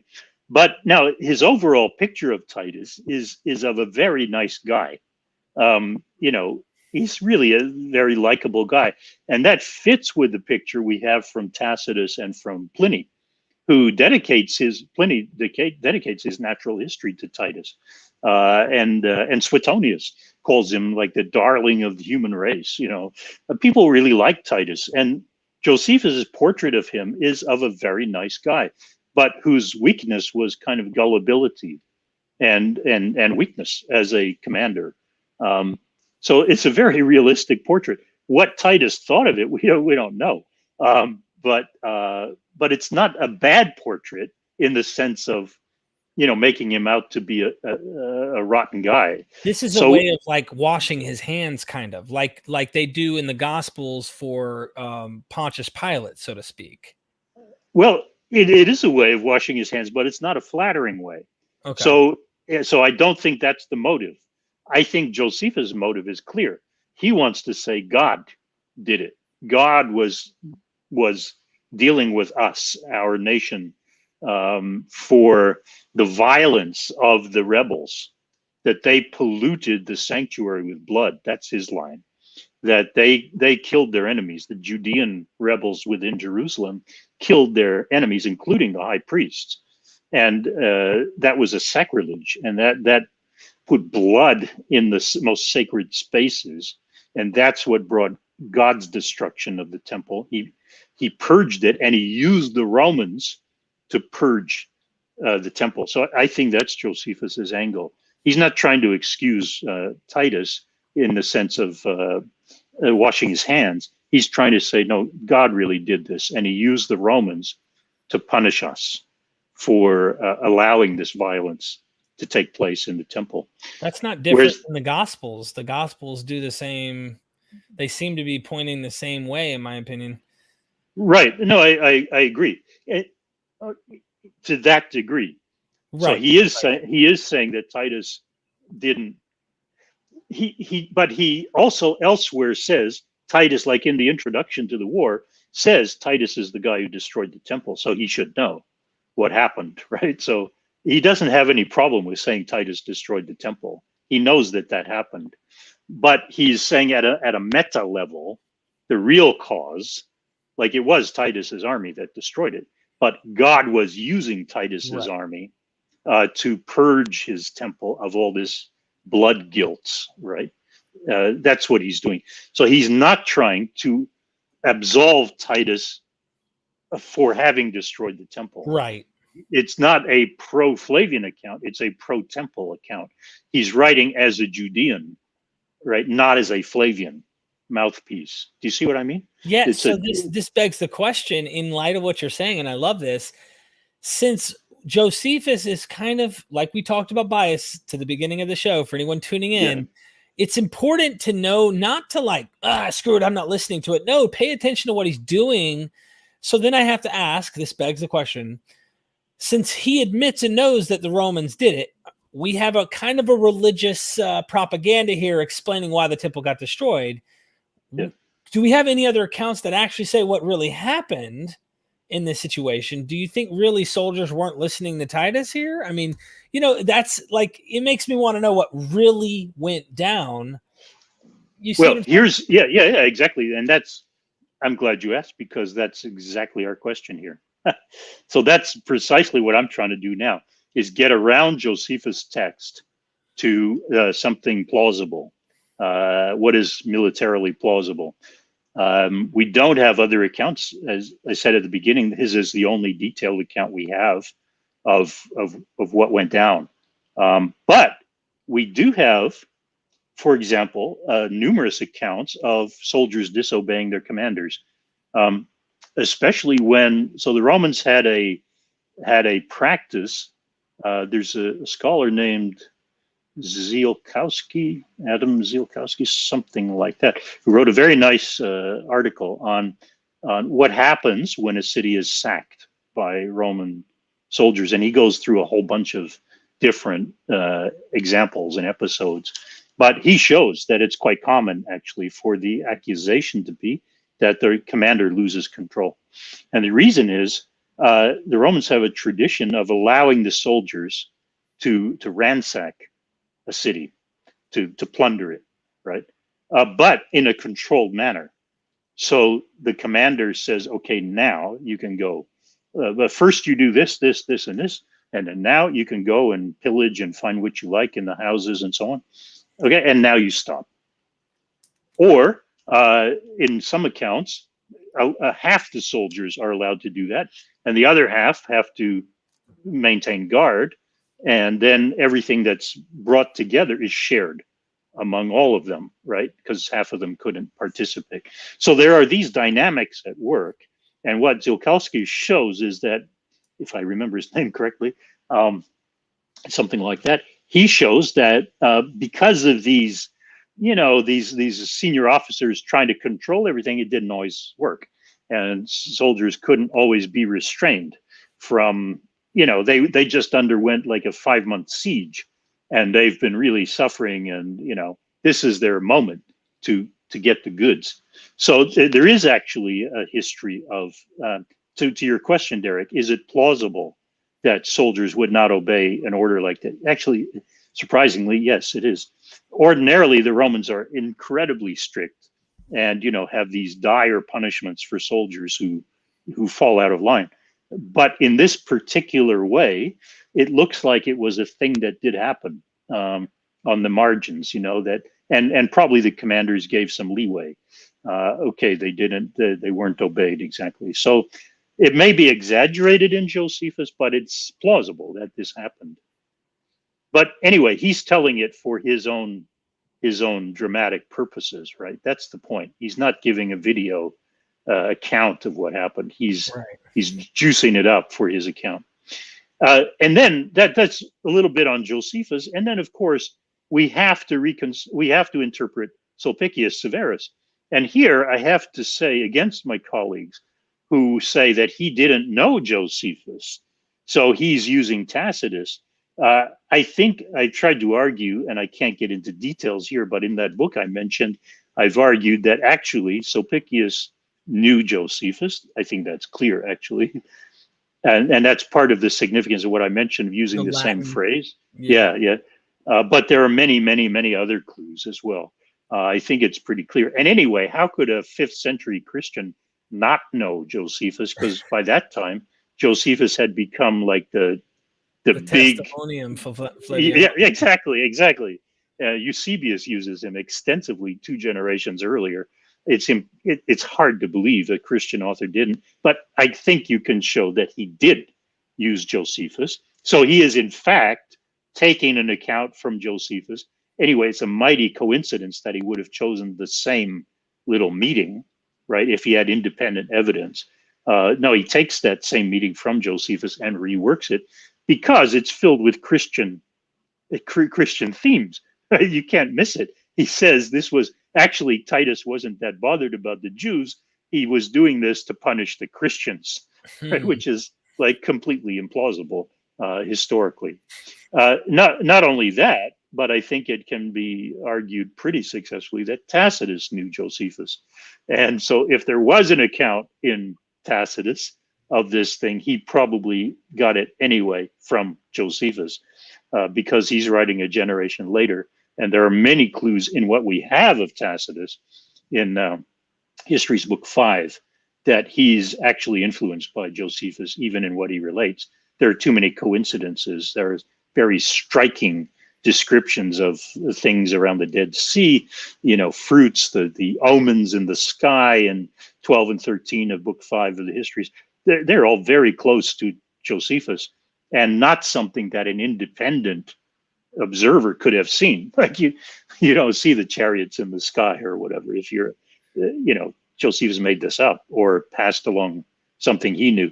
So the fact that it's in Tacitus as well suggests that Tacitus used Josephus.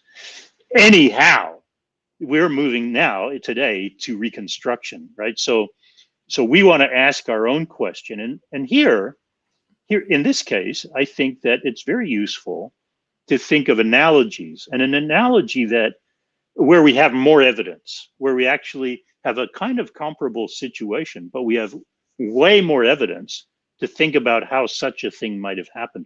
So here's what I want to suggest is that if we look for analogies, I think a neat analogy, it's very distant, but it's the Allied forces in the Second World War bombing a holy site, namely the Benedictine Abbey on Monte Cassino in Italy in February of 1944.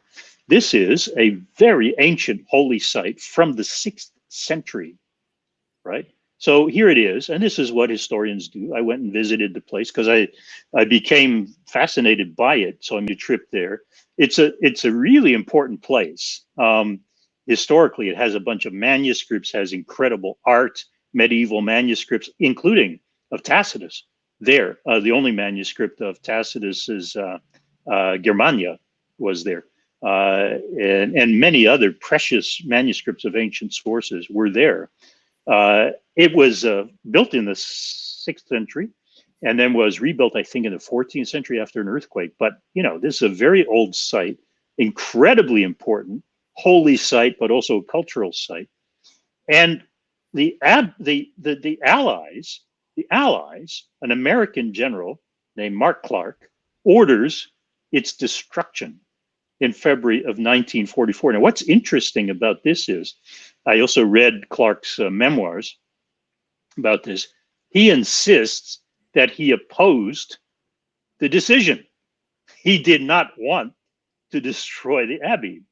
So why am I talking about this Second World War stuff? Because you have a roughly comparable situation here, where you have a holy site destroyed by people you think are the good guys, and then you have the commander who orders its destruction, saying he really, really didn't want it destroyed. And you might say to yourself, yeah. You're just like, people were critical after it was destroyed, and you're just trying to, wash your hands of it after the fact and say, yeah, I never really wanted to destroy it, but I gave the order. Yeah, but I didn't want to. So people say, no, you gave the order. You must have wanted it. Well, let's have a little quick look at what we know, because the point is we have way more evidence about this.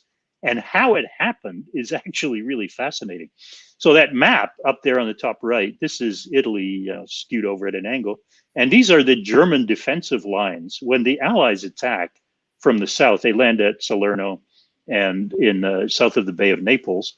And their idea is to attack Germany, because by this time, the Italians have surrendered to the Allies, but the Germans have taken over Italy and put in defensive lines, which are, German. They're amazing, like solid lines of defense. That red line is the Gustav line, and it's at a bend in the highway where Monte Cassino overlooks the highway. So this shot here shows you looking down from Cassino, what an incredible view you have. So you can imagine if the Germans are dug in all around these hills and the Allies are advancing up in the plain below, they're sitting ducks, right? They're in a useless position. And that's the abbey looking from down below there today, the rebuilt abbey. So in 1944, here's an Allied photography, what the abbey looked like then. And after February 15th, this is what it looked like. So the Allies bombed the hell out of it. Why? Well, very quickly, all I really want to say here is it's complicated. It's really complicated. But we happen to know, in this case, who the major players were. We have unit diaries. We know what all the military units were. We have memoirs written by most of these guys where they describe the events on both sides, the German side and the Allied side. We have logs of what actually happened. We have video footage. You can look on YouTube and see the bombing of the thing, right? So we have way more evidence from many sides today. And it turns out that Clark, who's this guy here, he was sort of the Hollywood general of his time, of the Fifth Army going up the West Coast. Here's the situation, basically, and it's full of surprises, First of all, the Germans. They were not occupying the abbey. So this guy here, Kesselring, on the left, he's the commander of the whole area. Wietinghoff here is the commander of the defensive lines. And von Zenger-Ettelin here, this guy in the middle, he is the commander of the really elite Panzer Corps defenders of Cassino.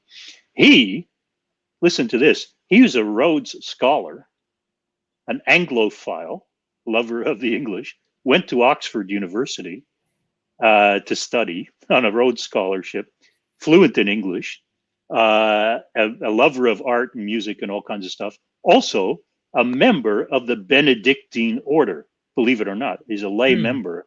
He's a lay, he's not a monk, a priest, but he's a lay member. So he's a very pious guy as well.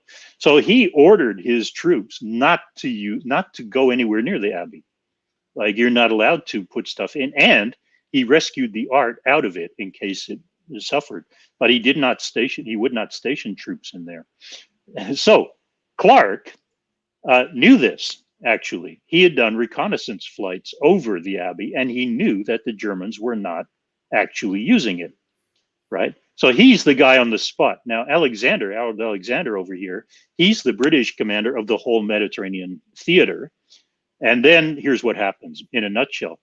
They are simply trying, the Allies are simply trying to get north up through Italy. And the problem is they get stymied for months at below Monte Cassino. It's not that the Germans are in Monte Cassino, but they're in the hills all around. And, you know, they have a wide field of fire. So the Americans are suffering huge casualties from this and getting very frustrated. They can't outflank the hill. So they don't know what to do.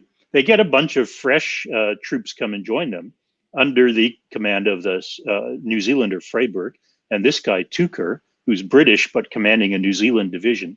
And Tucker wants to go way around the side, but nobody's going to buy this. So he says in the end, even when he's taken off to hospital, he's ill. And so what I'm trying to say is there's a whole bunch of events that happen that nobody could have predicted. So Clark is sure we are not going to bomb the Abbey.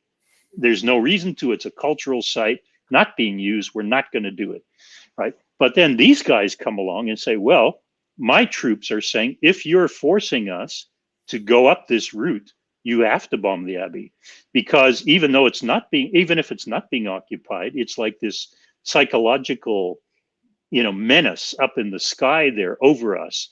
And it's a morale issue. If you want us to go, we've got air superiority here. Let's use it, show it, show our soldiers that we're in control, bomb the hell out of the Abbey, and then we'll seize the ground and we'll advance, right? And it'll be a big shock to everybody. And that's the condition under which they advance. Clark says, absolutely not. But Clark has to leave his post to go up when there's a landing at Anzio to the north. He goes up there, and then Tucker persuades Freyberg on his behalf. Freyberg goes above Clark's head to Alexander, says, we have to do this for morale, and Alexander orders it. So Clark comes back from his trip and he finds that he's been ordered to bomb Monte Cassino. That's how it happens. Wow. So what I'm simply trying to say is it can be possible that a guy can not want to do something and yet he does it. The fact that, he ordered it does not mean that's what he wanted. He absolutely didn't want to do it, and he's very clear, and there's external evidence to show that. Lots of other confirming reports. So when we go back to Titus, now I can be quicker about this with that big detour. I'm simply trying to say that choosing between two narratives, either he did want to or he didn't want to, right? Choosing between Josephus and Sulpicius Severus is not a good way to do history. We have to think about the realities on the ground and all the human dimensions that come up in the case of Monte Cassino. Now, just putting that aside, let's look at Jerusalem. We don't have such sources for Titus. We have only Josephus' account, but let's think about his situation. So he's advancing from the north. Here's the model of the old city of the old Jerusalem at the Israel Museum. So Titus is advancing from the north, and that's because he has to. So here's the topography on which the structures are built in Jerusalem. You see that all the way along the east, you've got these extremely steep valleys, right? So nobody's going to attack from there. Well, except in 1967, actually, the Israelis did, surprised and entered from the east. They surprised the Jordanian army. That's how they took the old city, by actually doing an end run. But they had mechanized armor and so on, so they could do that.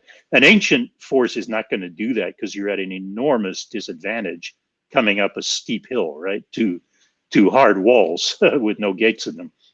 So there's no way. So they come. The only way you can advance is from the north, actually, right? That's the only way to come in. But the rebels are based in two areas. One group, the Zealots, occupy the inner temple here. And the second group occupies the upper city over here, the wealthy part of the city.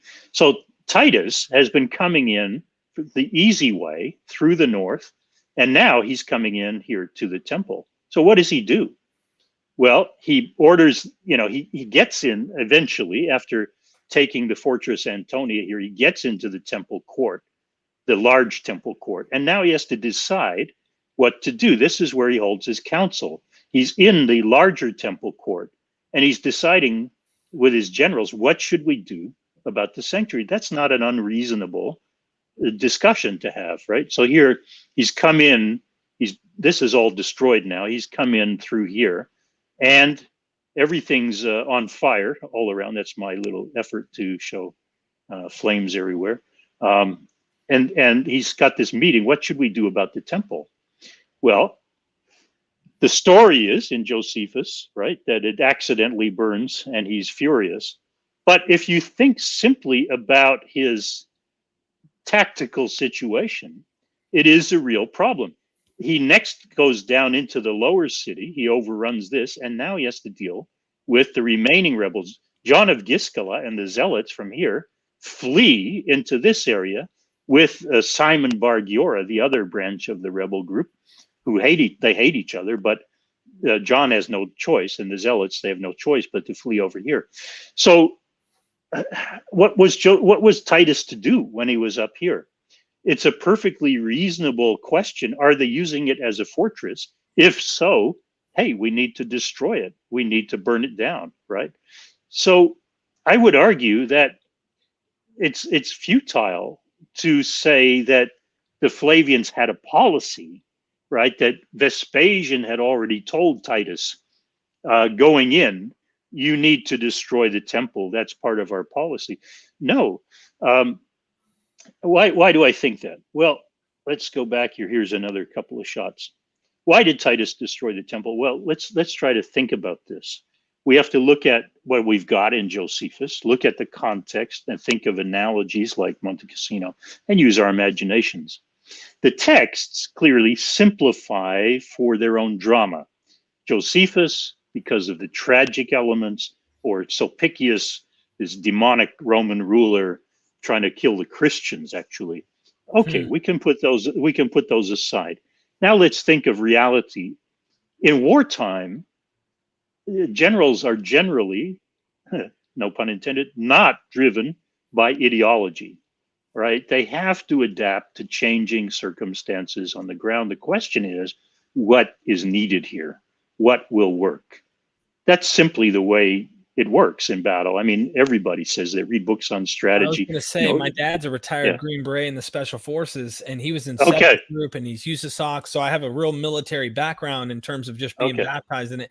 And he always said, always go to combat with a plan, never use your tongue to stop a fan. You know, he had these little funny slogans, but he said, everyone goes into a combat with a plan, and it never goes as planned. It always ends up being changed through the actual circumstance of the event. So I'm feeling everything you're saying here. Your dad was a Green Beret. That's amazing. That's fantastic. Yes, sir. Retired Green Beret. Yes, sir. 33 years. Holy cow. Wow, that's an awesome career to have. Wow. Okay. So you're well familiar with all this stuff more than I am. I don't know about that, but I'm relating to what you're saying. It makes no. I mean the kind of you'll be familiar with the military. Oh yes, sir. Talk about tactics and so on. Yeah.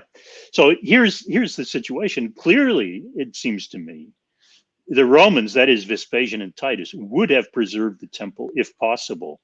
Why do I say that? Well, it's famous. It's wealthy source of revenue from Judeans all around the world, and for their image. There's no reason to destroy it if there's no reason to destroy it.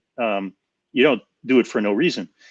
Now think about this. When we were talking about Cestius in 66, and then Vespasian comes into the scene. We haven't talked about this in these podcasts, but Vespasian arrived in Judea in 68, and he was planning to take Jerusalem. He would not have destroyed the temple back then, because there were hardly any rebels in there compared to what there were in 70. So he had no reason to destroy it back then. And then when Titus comes back in 70 to finish the job, according even to Josephus's narrative, he first shows up with an impressive force of cavalry outside the gate and basically says, all right, lads, we're here. You can now surrender to us. So he tries repeatedly to get a surrender by intimidation, right? Because he still thinks that there's only a rebel group in there. It's not the whole population. So again, there's no reason to destroy the temple. Just like if he'd been able, if they'd opened the gates to him and he'd gone in, he wouldn't just destroy the temple out of spite, right? There's no reason to do that unless it's being used as a base for fighting. Now, a later destruction is possible, say famously in the case of Carthage, right? The Romans won a battle in Carthage and then destroyed the city.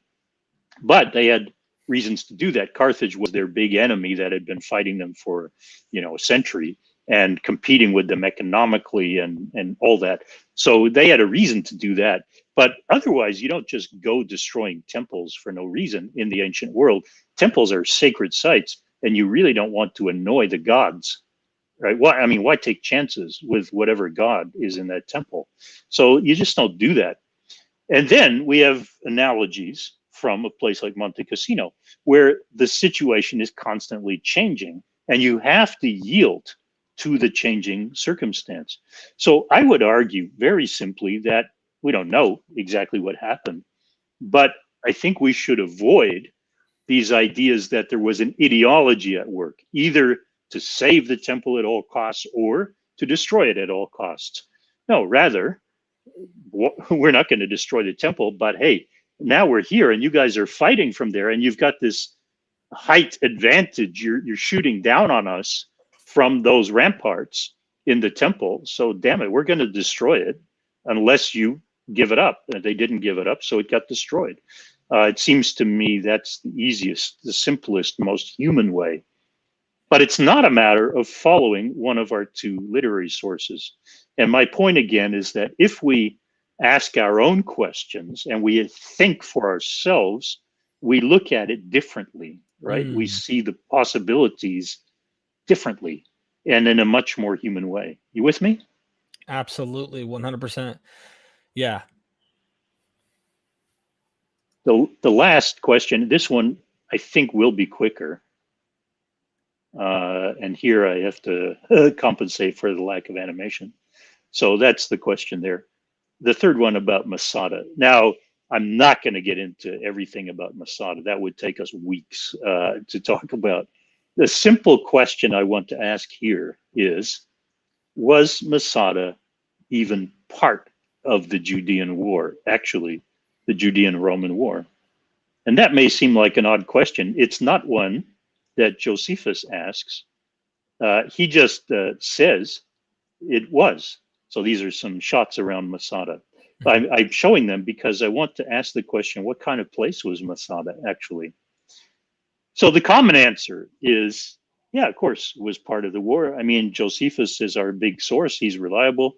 And he says that the war ended when Masada fell in book 7 of his 7-book account. So that's our starting point, right? So here's one scholar in a very popular, it's a scholar writing, but in a popular account, saying a few people managed to escape from Jerusalem's fall. They were determined to continue the fight. They were led by Eleazar ben Yair. They were called zealots. They chose this harsh route to get away from the city because they knew they wouldn't be followed. And at the end of this desert trek lay the rock of Masada. They believed they could hold out for a long time. At first, the Romans paid little attention to them, but they kept raiding and harrying the Romans in the bits I left out there, ... But as the zealot raids continued, the gnat became a bee and the bee became a wasp. And the Romans decided they have to deal with this threat to themselves from the rebels. So that was the end of the war. So this was like the last phase of the war. Another writer says, and this is a famous writer on Roman strategy, Litvak, the Jewish war had essentially been won. Only Masada was still holding out. but the spark of resistance might rekindle at any time. So the Romans really had to, he says they mounted a 3-year campaign. It took them 3 years to stamp out the rebels of Masada. Well, It doesn't sound like you're convinced by that. No, I'm not convinced even a little bit by this. First of all, because these claims even ignore much of what's in Josephus, let alone thinking outside Josephus, which is what we want to do.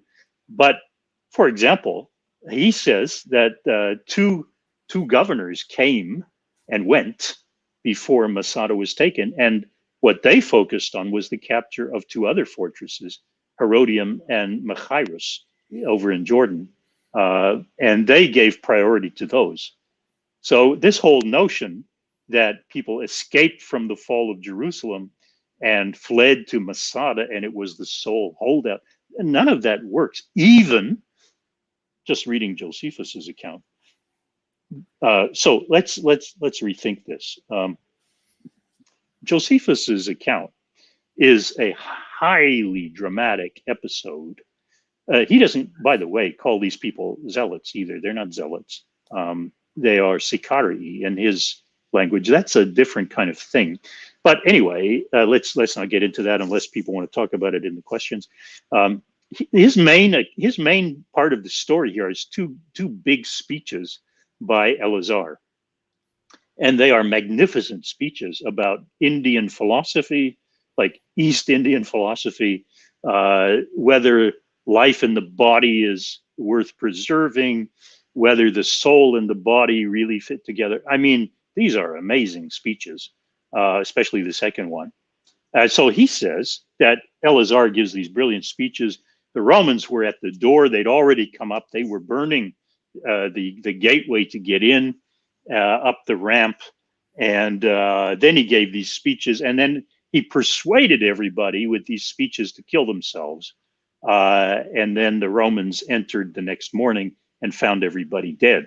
And they were amazed at this. They didn't think they had it in them to do this, except there were 7 people left over. They were all female, an older woman, a wife, and 5 children. And that's a curious thing. I mean, we can't get into this, but it is quite a curious story, because he says that the menfolk, the deal was that the men would gather their families and kill them all first, like run through their children, give them a hug and stab them, and then lay them all down. And then they nominated 10 guys to go around and kill all of them. And then, you whittled it down like that. So it's not actually suicide, technically. You're all killing each other, but the last guy has to run himself through. Well, that's already an odd story, because it means that one guy, at least, there couldn't find his family and said, oh, well, because the whole reason to kill your family is not to let them fall into the hands of the Romans. So one guy at least said, well, I can't find them, but what the heck, I'll just kill myself and let my family be found by the Romans. So it's an odd story in every respect, and it's highly dramatic. It suits his account. I won't get into here the question of whether the ramp was even finished, except to mention it, that archaeologists of the ramp excavation believe that it was never finished, actually. So that would completely undermine this story. This is Benny Arubas and Chaim Goldfuss. But that's a separate debate. Anyhow, our approach is to, think about what kind of site is this, interpret, and then think about this problem that we're asking: was Masada part of the war? Well, very briefly, and I can be brief about this, because the site is not a fighting fortress. It's not built. It's not like these, these American cavalry fortresses for fighting the First Nations, the North American Indians when the West was being conquered. These kind of fighting forts. It's not like that. It's a place. It's the opposite of that. It's a place of flight, a place of retreat. It's on the very limit of Judea, in the desert, in the middle of nowhere. It's a place where royals like King Herod had furnished it with all the accoutrements of royalty, so that they could stay there if they needed to get away from Jerusalem in the case of civil war and keep their family. And so Herod does that. That's where he sends his women folk and children to be safe under guard when he has to go off and fight. And that's where they keep their stuff, away from harm. So, and archaeological evidence backs this up. Ronnie Reich and others especially have just found all kinds of evidence there that during the wartime, from 66 onward, these were families living there. There's a lot of cooking. That's why I showed you that picture the pottery above here. or the baking, is where you bake bread and so on. Lots of even cosmetic kits, sewing, weaving, baking, cooking, spindle whorls. Hundreds of these things have been found, all kinds of stuff like that. So there's a lot of women and children there, right? And Josephus even says, the story I just recounted, that each man had to go find all his family. So for every man, you got to think there's usually going to be a wife, several children, and maybe some senior in-laws. So, Josephus claims that 960 people died. There may be 100, 150 men of kind of fighting age out of all these people there. This was a place where families retreated. In Josephus's account, they did not go there after the fall of Jerusalem. The people that went there were from 66, when the violence was first breaking out in Jerusalem. Right, this was a fact. We referred to it before in the last talk. There's back in book 2 of the war, there's a faction that is defeated in these armed factions fighting in Jerusalem among themselves that flees there, right, to escape the war. And they don't have any part in the war. They're not there when the siege happens. They've been building a life on Masada.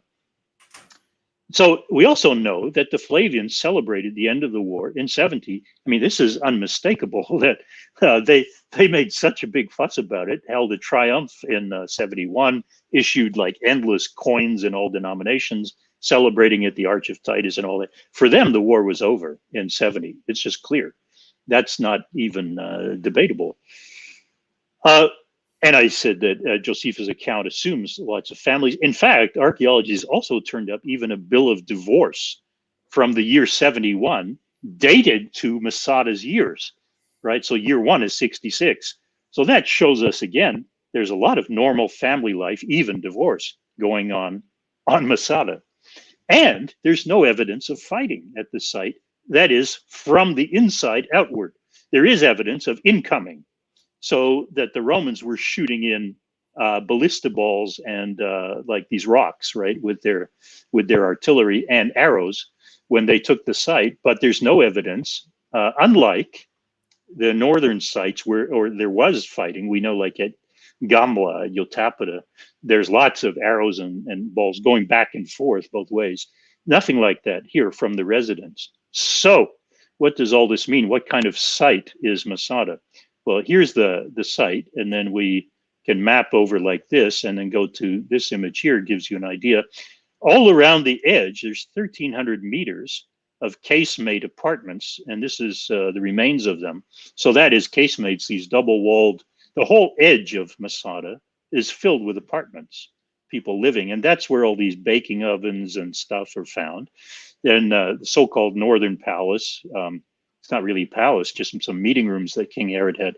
The bathhouse, and so-called Western Palace. So that's just to give you an idea of what's up there. It's a place of luxury. It's a place of getting away, where you have commanding views over the countryside, right? For miles and miles around. So you can try to stay out of harm's way, and nobody's going to easily attack you up there. So I'm coming to the conclusion. What really happened up there? Here's a hypothetical reconstruction. If we take into account the nature of the site, who was there, why they might have been there, let's think of it like this. Some men who were getting in trouble in 66 when the bad stuff hit the fan in 66, when Cestius Gallus thought he had to come down from the north. These guys thought, look, you know what? Let's just split. Let's get out of here, take our families to safety in a place where nobody's going to bother them, And that's why they went to Masada.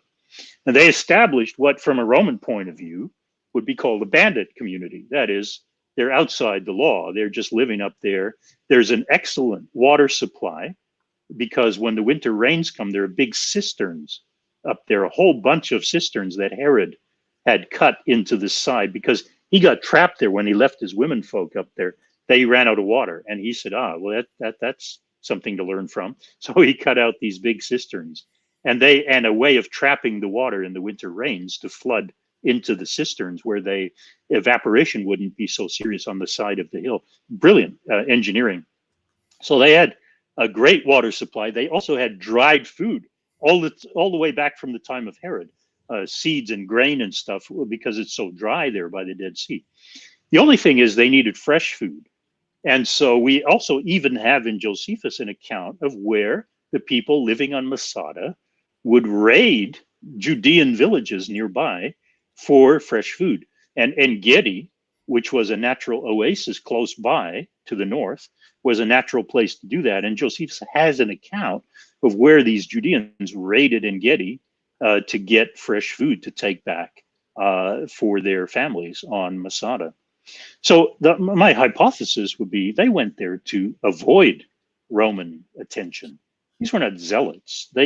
They were people Josephus doesn't like because they were part of the militant group in Jerusalem, but they split from Jerusalem back in 66. They didn't want any part of facing legions, and they just wanted to be in peace with their families. When the war ended in 70 and the Flavians left, they thought they were home and dry. And they were confirmed in this thought by the fact that the next two governors who came, Carialis and Bassus, didn't bother them either. So they had lived there for a total of like 8 years and, got married, got divorced, had children, raised their children. Kids who were like 3 years old were now, almost teenagers by this point. And they thought they were safe. But Flavius Silva, the next governor, arrived in 73. We talked about him last time, that inscription. And he decided, well, there's one more fortress left, or one more, major desert site left, fortress in that sense, a safe place. We need to take back. It has to have a Roman garrison there. So he decided it's time to go get it.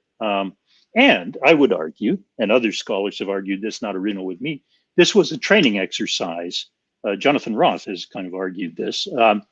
Remember that the legionary soldiers didn't have a boot camp. It's unlike the American forces or British or whatever, where you go first to general training and then get sent to your unit for further training or further training before that. It's not like that in the Roman legions. You get your training in the legion, right? You're conscripted, you get sent to a legion, and then you train.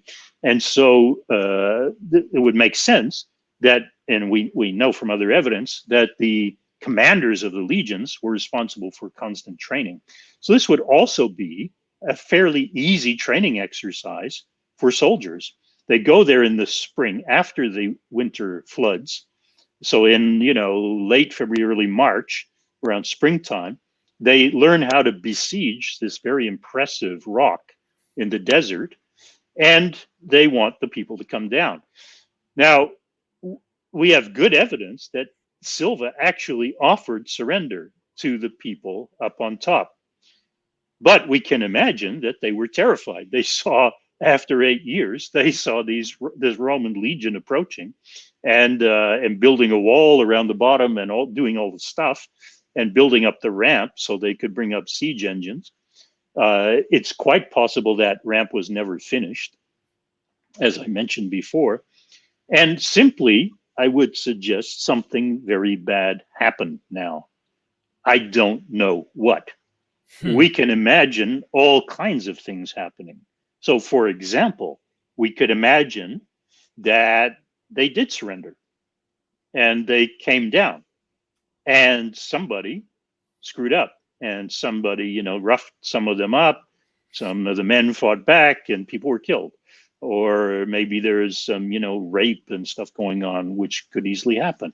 Or maybe Silva sent up by the snake path, the same way the Judeans took control of the place from an auxiliary garrison going up the snake path.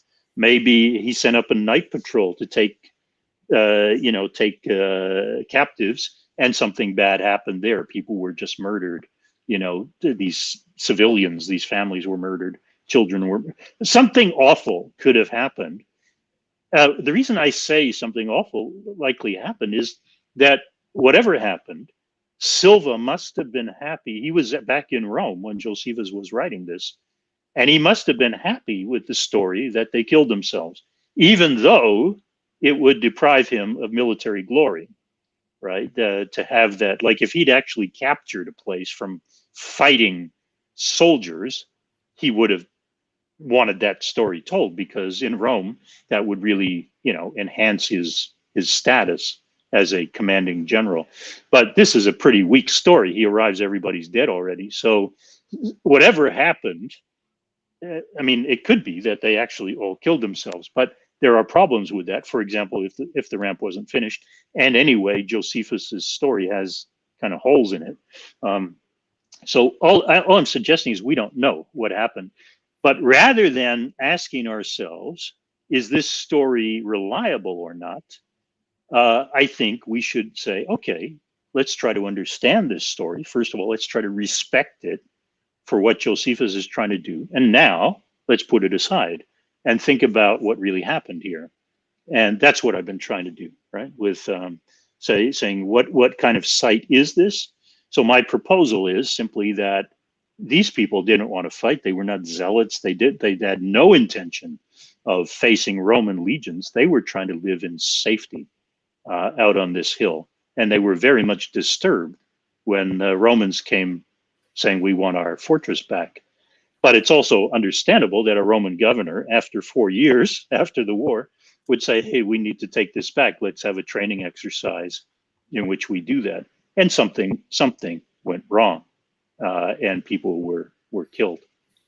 So that's my proposal for, again, just not saying what actually happened. I don't know what happened, but to say this is historical method. You're hearing. So this happens. His hearing goes out after a while. I think the batteries died on the headset or something. Let's see. You might just have to disconnect the headset. Can you hear me? You can't hear me, can you? I can't hear you. I think you're hearing. He's going to get that fixed. I'm going to ask Steven Sorensen's question. He super chatted earlier. If you guys have any questions, super chat your question, of course. I'll try to get to your questions, and we'll have Dr. Mason, answer those. But you're not connected. I think your headset went out. Go ahead. What are the odds as soon as he finished, then boom, it went out. So I cannot hear you. Down at the bottom, there should be a little wheel, and that wheel, you can go in and click it and then hit audio, and then you can choose mic or speaker and switch to something.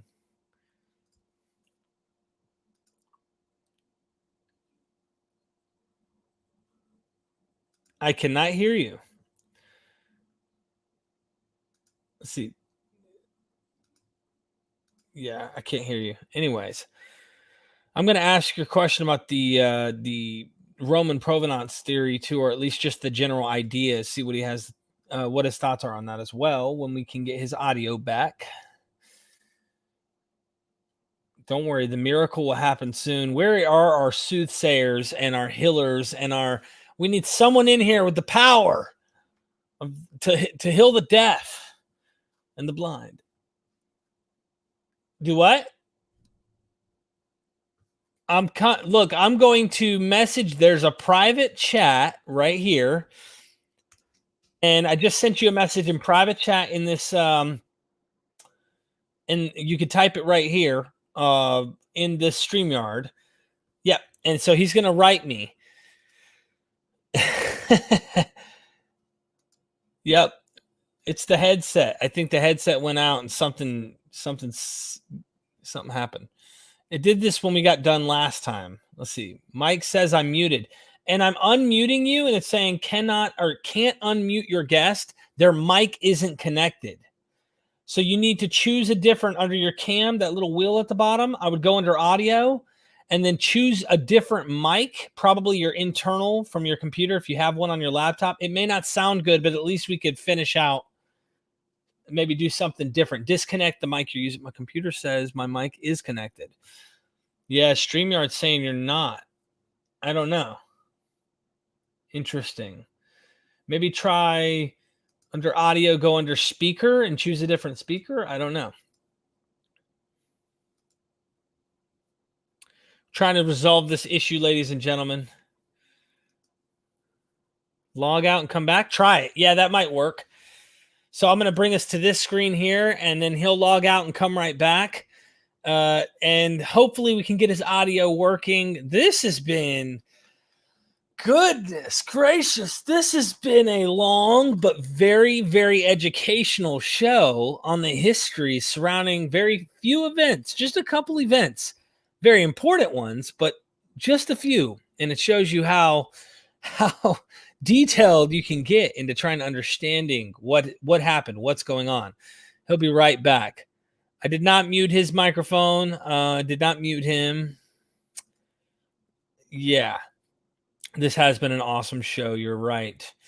And hopefully we can get some questions from him, and then we will end this episode. All right, hold on. Here we are. How's Dr. it going? Mason, there you are. You're here. You can hear me, huh? I can hear you, and you sound good. So there's no worries there. Okay, good. So good, were you going to finish something? Because I've got a question from Steven. He reformulated his question from earlier that he super chatted.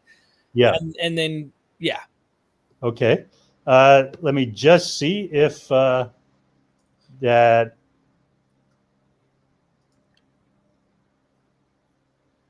Yeah. Shall I just bring the whole thing to an end and then ask it, or sure. What? Yeah, go ahead and finish up, and then we'll ask your question. Yeah. So just to summarize both sessions, last time and this one, but especially today, my aim was to show the difference between two approaches to history.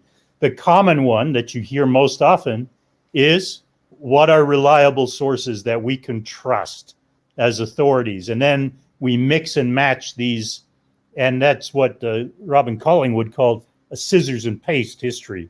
I call lazy bones history, just for fun. What we need to do is two different things, not try to combine them, not try to convert a written text into real life. Rather, interpret the evidence, whether it's coins, inscription sites, or text, for what it is. Try to understand what it is, and then separately put that aside. Thinking of it, it may inspire us to ask our own questions. Now, the problems with the first approach are that these things that have survived are just slivers of reality. They can never show us how it was. And if we focus on them, we get tunnel vision, asking, like in the, Josephus versus Sulpicius Severus, choose one of them. That limits our vision, right? So following one source limits us to reacting to them. And it reduces real life human beings to just those two dimensions, like cardboard characters. So Cestius becomes a loser. Titus becomes the guy who destroyed Jerusalem. He was a nasty piece of work, right? But they lose their actual context, their richness as human beings. We know, because life today is actually a vast chaos of possibilities. So when we go back to look at the ancient world, the default position is we don't know what happened. We have to conduct an investigation, understand what has survived, and imagine what didn't survive. Hypothesize, test. Imagination here does not mean fantasy. It doesn't mean we can imagine the past to be whatever we want. Rather, It's as in science, we saw Einstein and Planck saying before, we need our imaginations in order to figure out what is true. Imagine all the possibilities that might be the case, right? So our imagination can be aided by analogies, ancient and modern, that have more evidence, like with Monte Cassino. So a good hypothesis, to come back to Stephen's original question, as I understood it, is one that doesn't follow the surviving evidence, but tries to explain underneath it how it came to be. So these reconstructions of Cestius, Titus, and Masada, I hope, better explain the realities that Josephus knew and used in his dramatic performance than his own narrative does. The final thing I wanted to get in here, Derek, is that I've been following a principle of economy in argument. And what I mean by that is, look at the simplest explanation, the most human, the most common explanation of what happened in terms of what we know people do and how they react to things. This is limiting. It cannot provide certainty for us, and it cannot explain strange events, like if Martians actually arrived and, destroyed the temple. History cannot deal with that, because it deals in analogy and deals with common human experience. So that's pretty much what I wanted to say, man. Thank you. Yeah, that makes sense. And this is also why I know some really good friends, if you will, that I interview who are Christians, but they don't argue that there's any historical reliability to try and prove from history that a guy rose from the dead or any miracles happen. It's just not a thing. And when you study history, this makes sense of what you're describing here. So they do it off faith.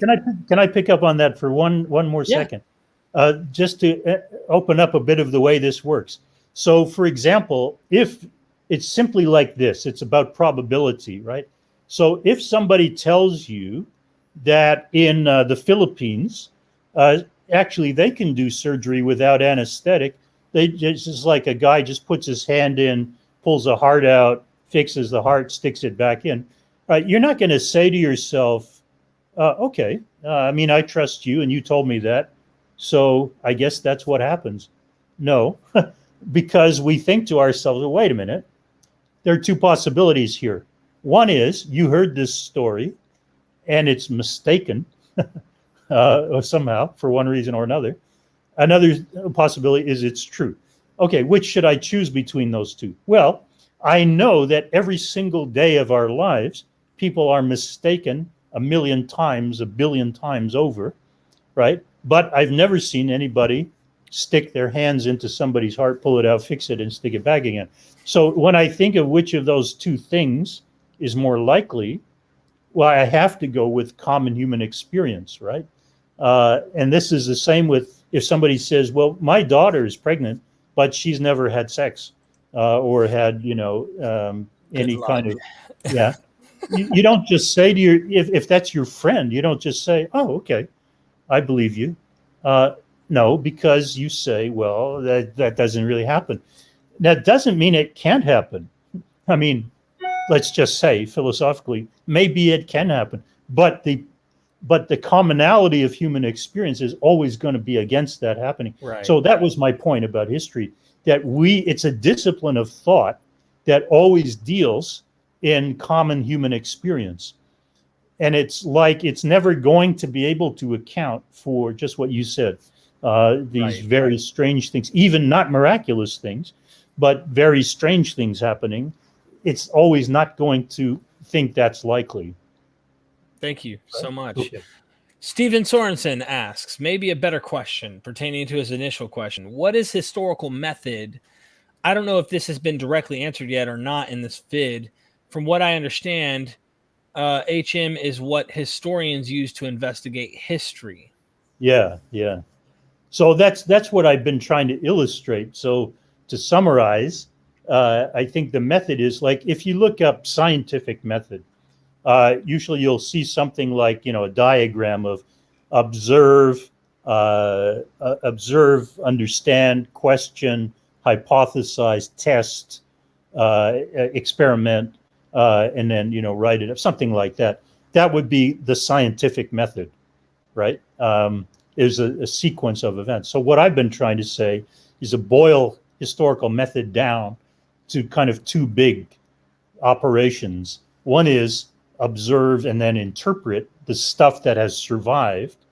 And then the second part of the method is imagine, hypothesize, test, all those things. That's all part of the investigation, right? And kind of reconstruct too. You kind of reconstructing in the end. That's the goal, right? Interesting. Yeah. And this is all probability, which is what, it's all going to be like, well, this seems to be most probable. So another super chat. Ben is always coming through with some slick, sneaky little questions. He's a smart one. Watch him. Last time you said Josephus doesn't really speak in messianic terms. Why do so many claim he viewed Vespasian as Messiah? Oh, very good. Very good. Yeah. Ben is actually referring to a passage in Book 6 of the War where Josephus says that there was a text in the Bible that says that a leader will arise from the east. And he says my people, Judeans, took that to mean that one of them would become a world ruler at some point. But actually, Josephus says this referred to Vespasian because he got his power in the east. He was fighting in the Eastern Mediterranean. He won the war in Judea, and that's what vaulted him to power in Rome. So why do people say that? I think that they misunderstand Josephus. It may sound very cocky of me to say that, and all I can say is not cockiness. It's just experience with Josephus. That's my life every day, pretty much, is trying to understand this author and compare him with other authors and think about ancient rhetoric and historiography. And because I have to do that, I probably have a different angle of approach from those who don't have to do that every day. They work in the Gospels or they work in Paul or whatever. And so for them, Josephus is just like a source on the side, and they do a quick read and say, Josephus is making Vespasian here Messiah. But I think that's to misunderstand Josephus. Josephus is not interested in messiahs. He doesn't use the term, except as we discussed before in that passage about Jesus and then James. But even there, it's like he was known as this term, Christos. He's not explaining to his audiences anything about messiahs, or he summarizes the entire Bible in Antiquities 1 to 11 without ever discussing messiahs. He doesn't have the need of a messiah. He emphasizes that the Judean laws of Moses are perfect. They cover you from cradle to grave. They are the best constitution ever made, better than the Athenian, the Spartan, the Roman constitutions. They are like the supreme example of law and governance. So he doesn't have any need for like a savior or a redeemer or anything like that, or a messiah to save Israel. That's just not how I don't think that's how in his worldview at all. So I have one question. Oh, I got a big echo. Don't know if you hear that. It's echoing. I can hear you. Okay. I don't hear an echo. Okay, I was picking up feed. I'm still picking up feed, so bear with me. Final question I have, unless someone super chats. Someone asked about Roman provenance, and so there's this hypothesis, if you will, or theory, if you grant it that Romans were involved in some way to pacify the zealot or these rebel movements from trying to extinguish them ideologically using the New Testament Gospels, or in some sense the literature in the New Testament, and they call that a top-down theory, Roman provenance, whereas most scholars say there was an evolution of strange diaspora Jewish movements that were Hellenized, that it rose from the bottom up, but that Rome was not having it. And they weren't just fighting with brute force. They said, we got to win them with an ideological battle too, because they're going to keep coming back to this rebellious thinking. And so the Gospels were kind of a political and ideological warfare to calm and teach the audiences peace and turn the other cheek and give unto Caesar that which is Caesar, et cetera, et cetera, et cetera, et cetera, et cetera, et cetera. What are your thoughts about a theory like that? Yeah, it's one I'm pretty familiar with. And it's been offered by a surprisingly diverse group of people.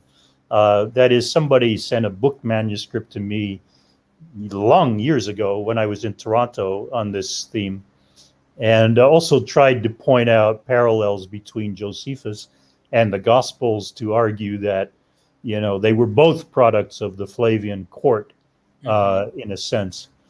What do I think about it? Well, I think it's implausible, but coming, not because it's implausible, is in its conclusion. This comes back to the whole thing we're talking about. Is it's fine. Let's test it. Let's test it against the evidence. How well would it explain the evidence? And if I say I find it implausible, it's not because I would make fun of the idea. It's because I don't think it explains the evidence very well. So let me give you the two sides. The Gospels. The Gospels are really a very, very different text. So it's easy to just lump them together and say, they have stuff in them like give to Caesar what's Caesar's and so on. So that sounds like Roman propaganda, but you have to read each one on its own. So for example, Mark is a very distinctive text. And I would say it's very much a Pauline text, like following Paul's line about this term Paul has, euangelion, this gospel thing.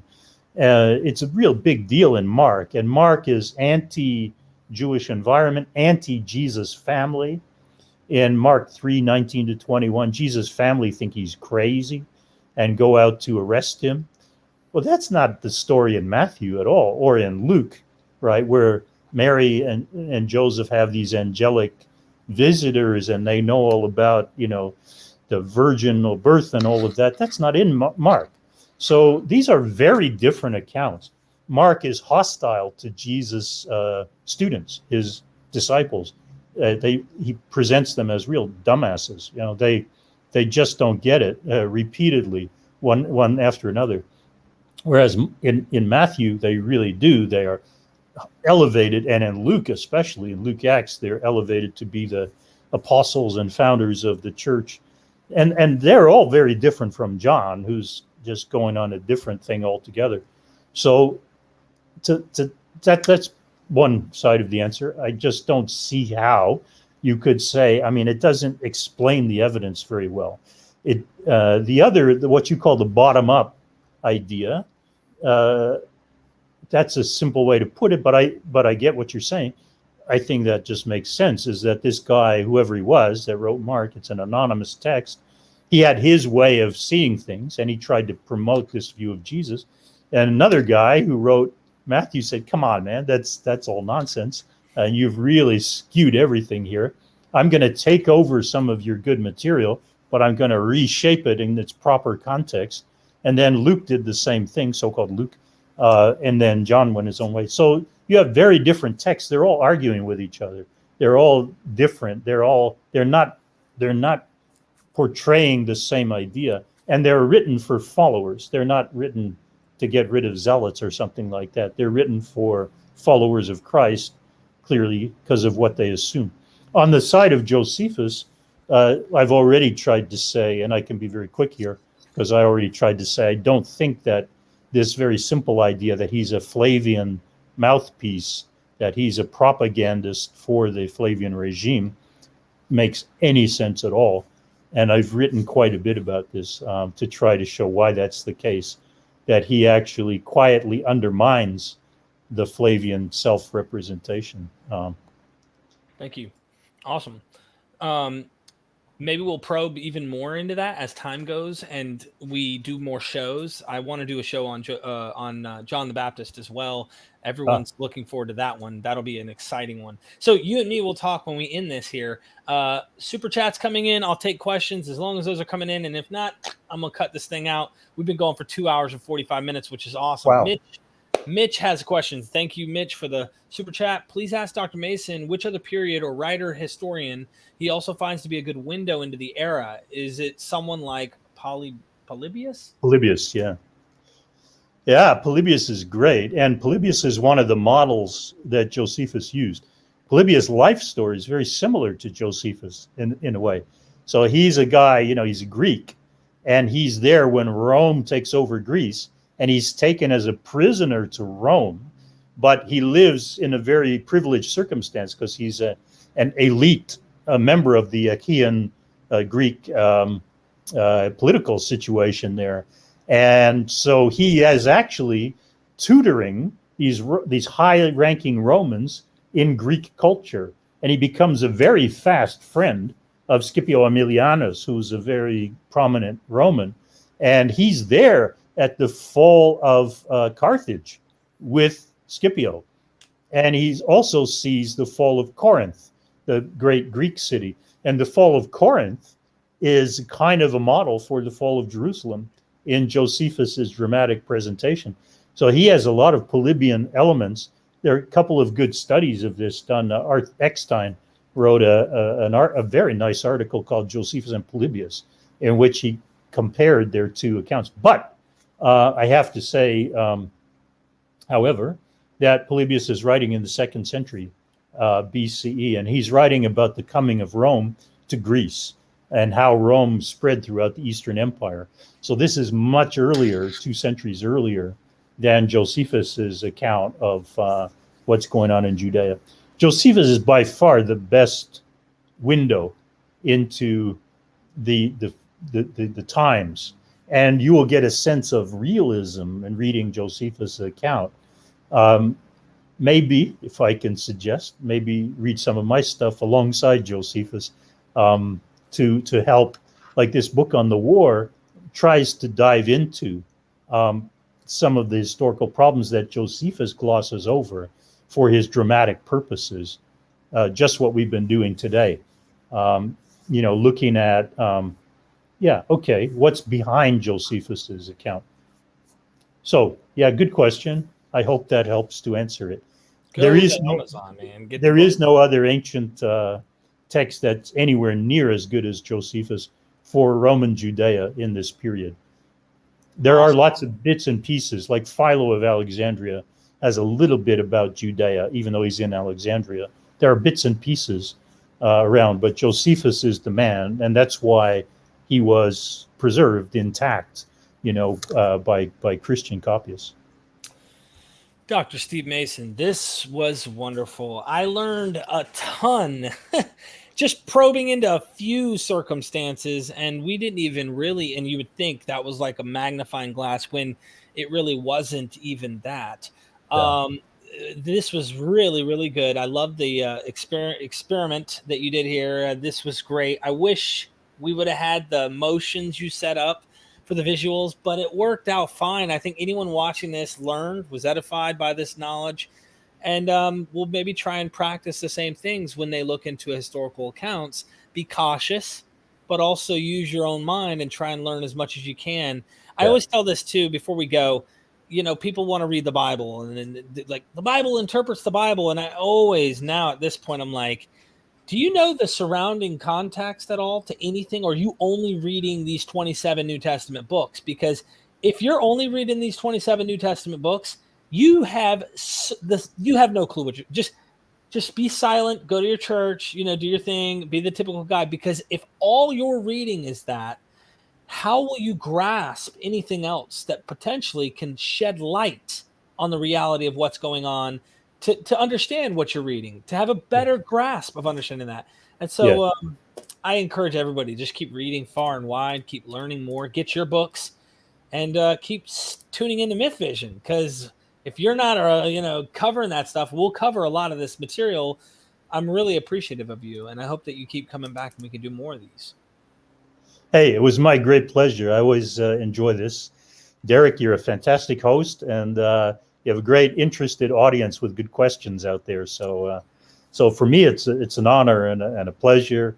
Anything we can do to break down the barriers, the walls between what we do in the university, and most people don't get a chance to study this stuff in university. It's in in church is where they hear most things. So this is great to be able to break down that barrier. Well, yeah, I'm thankful. Look, if anything, I'm going to tell everyone my little secret. This is a way I get free college right here, right now.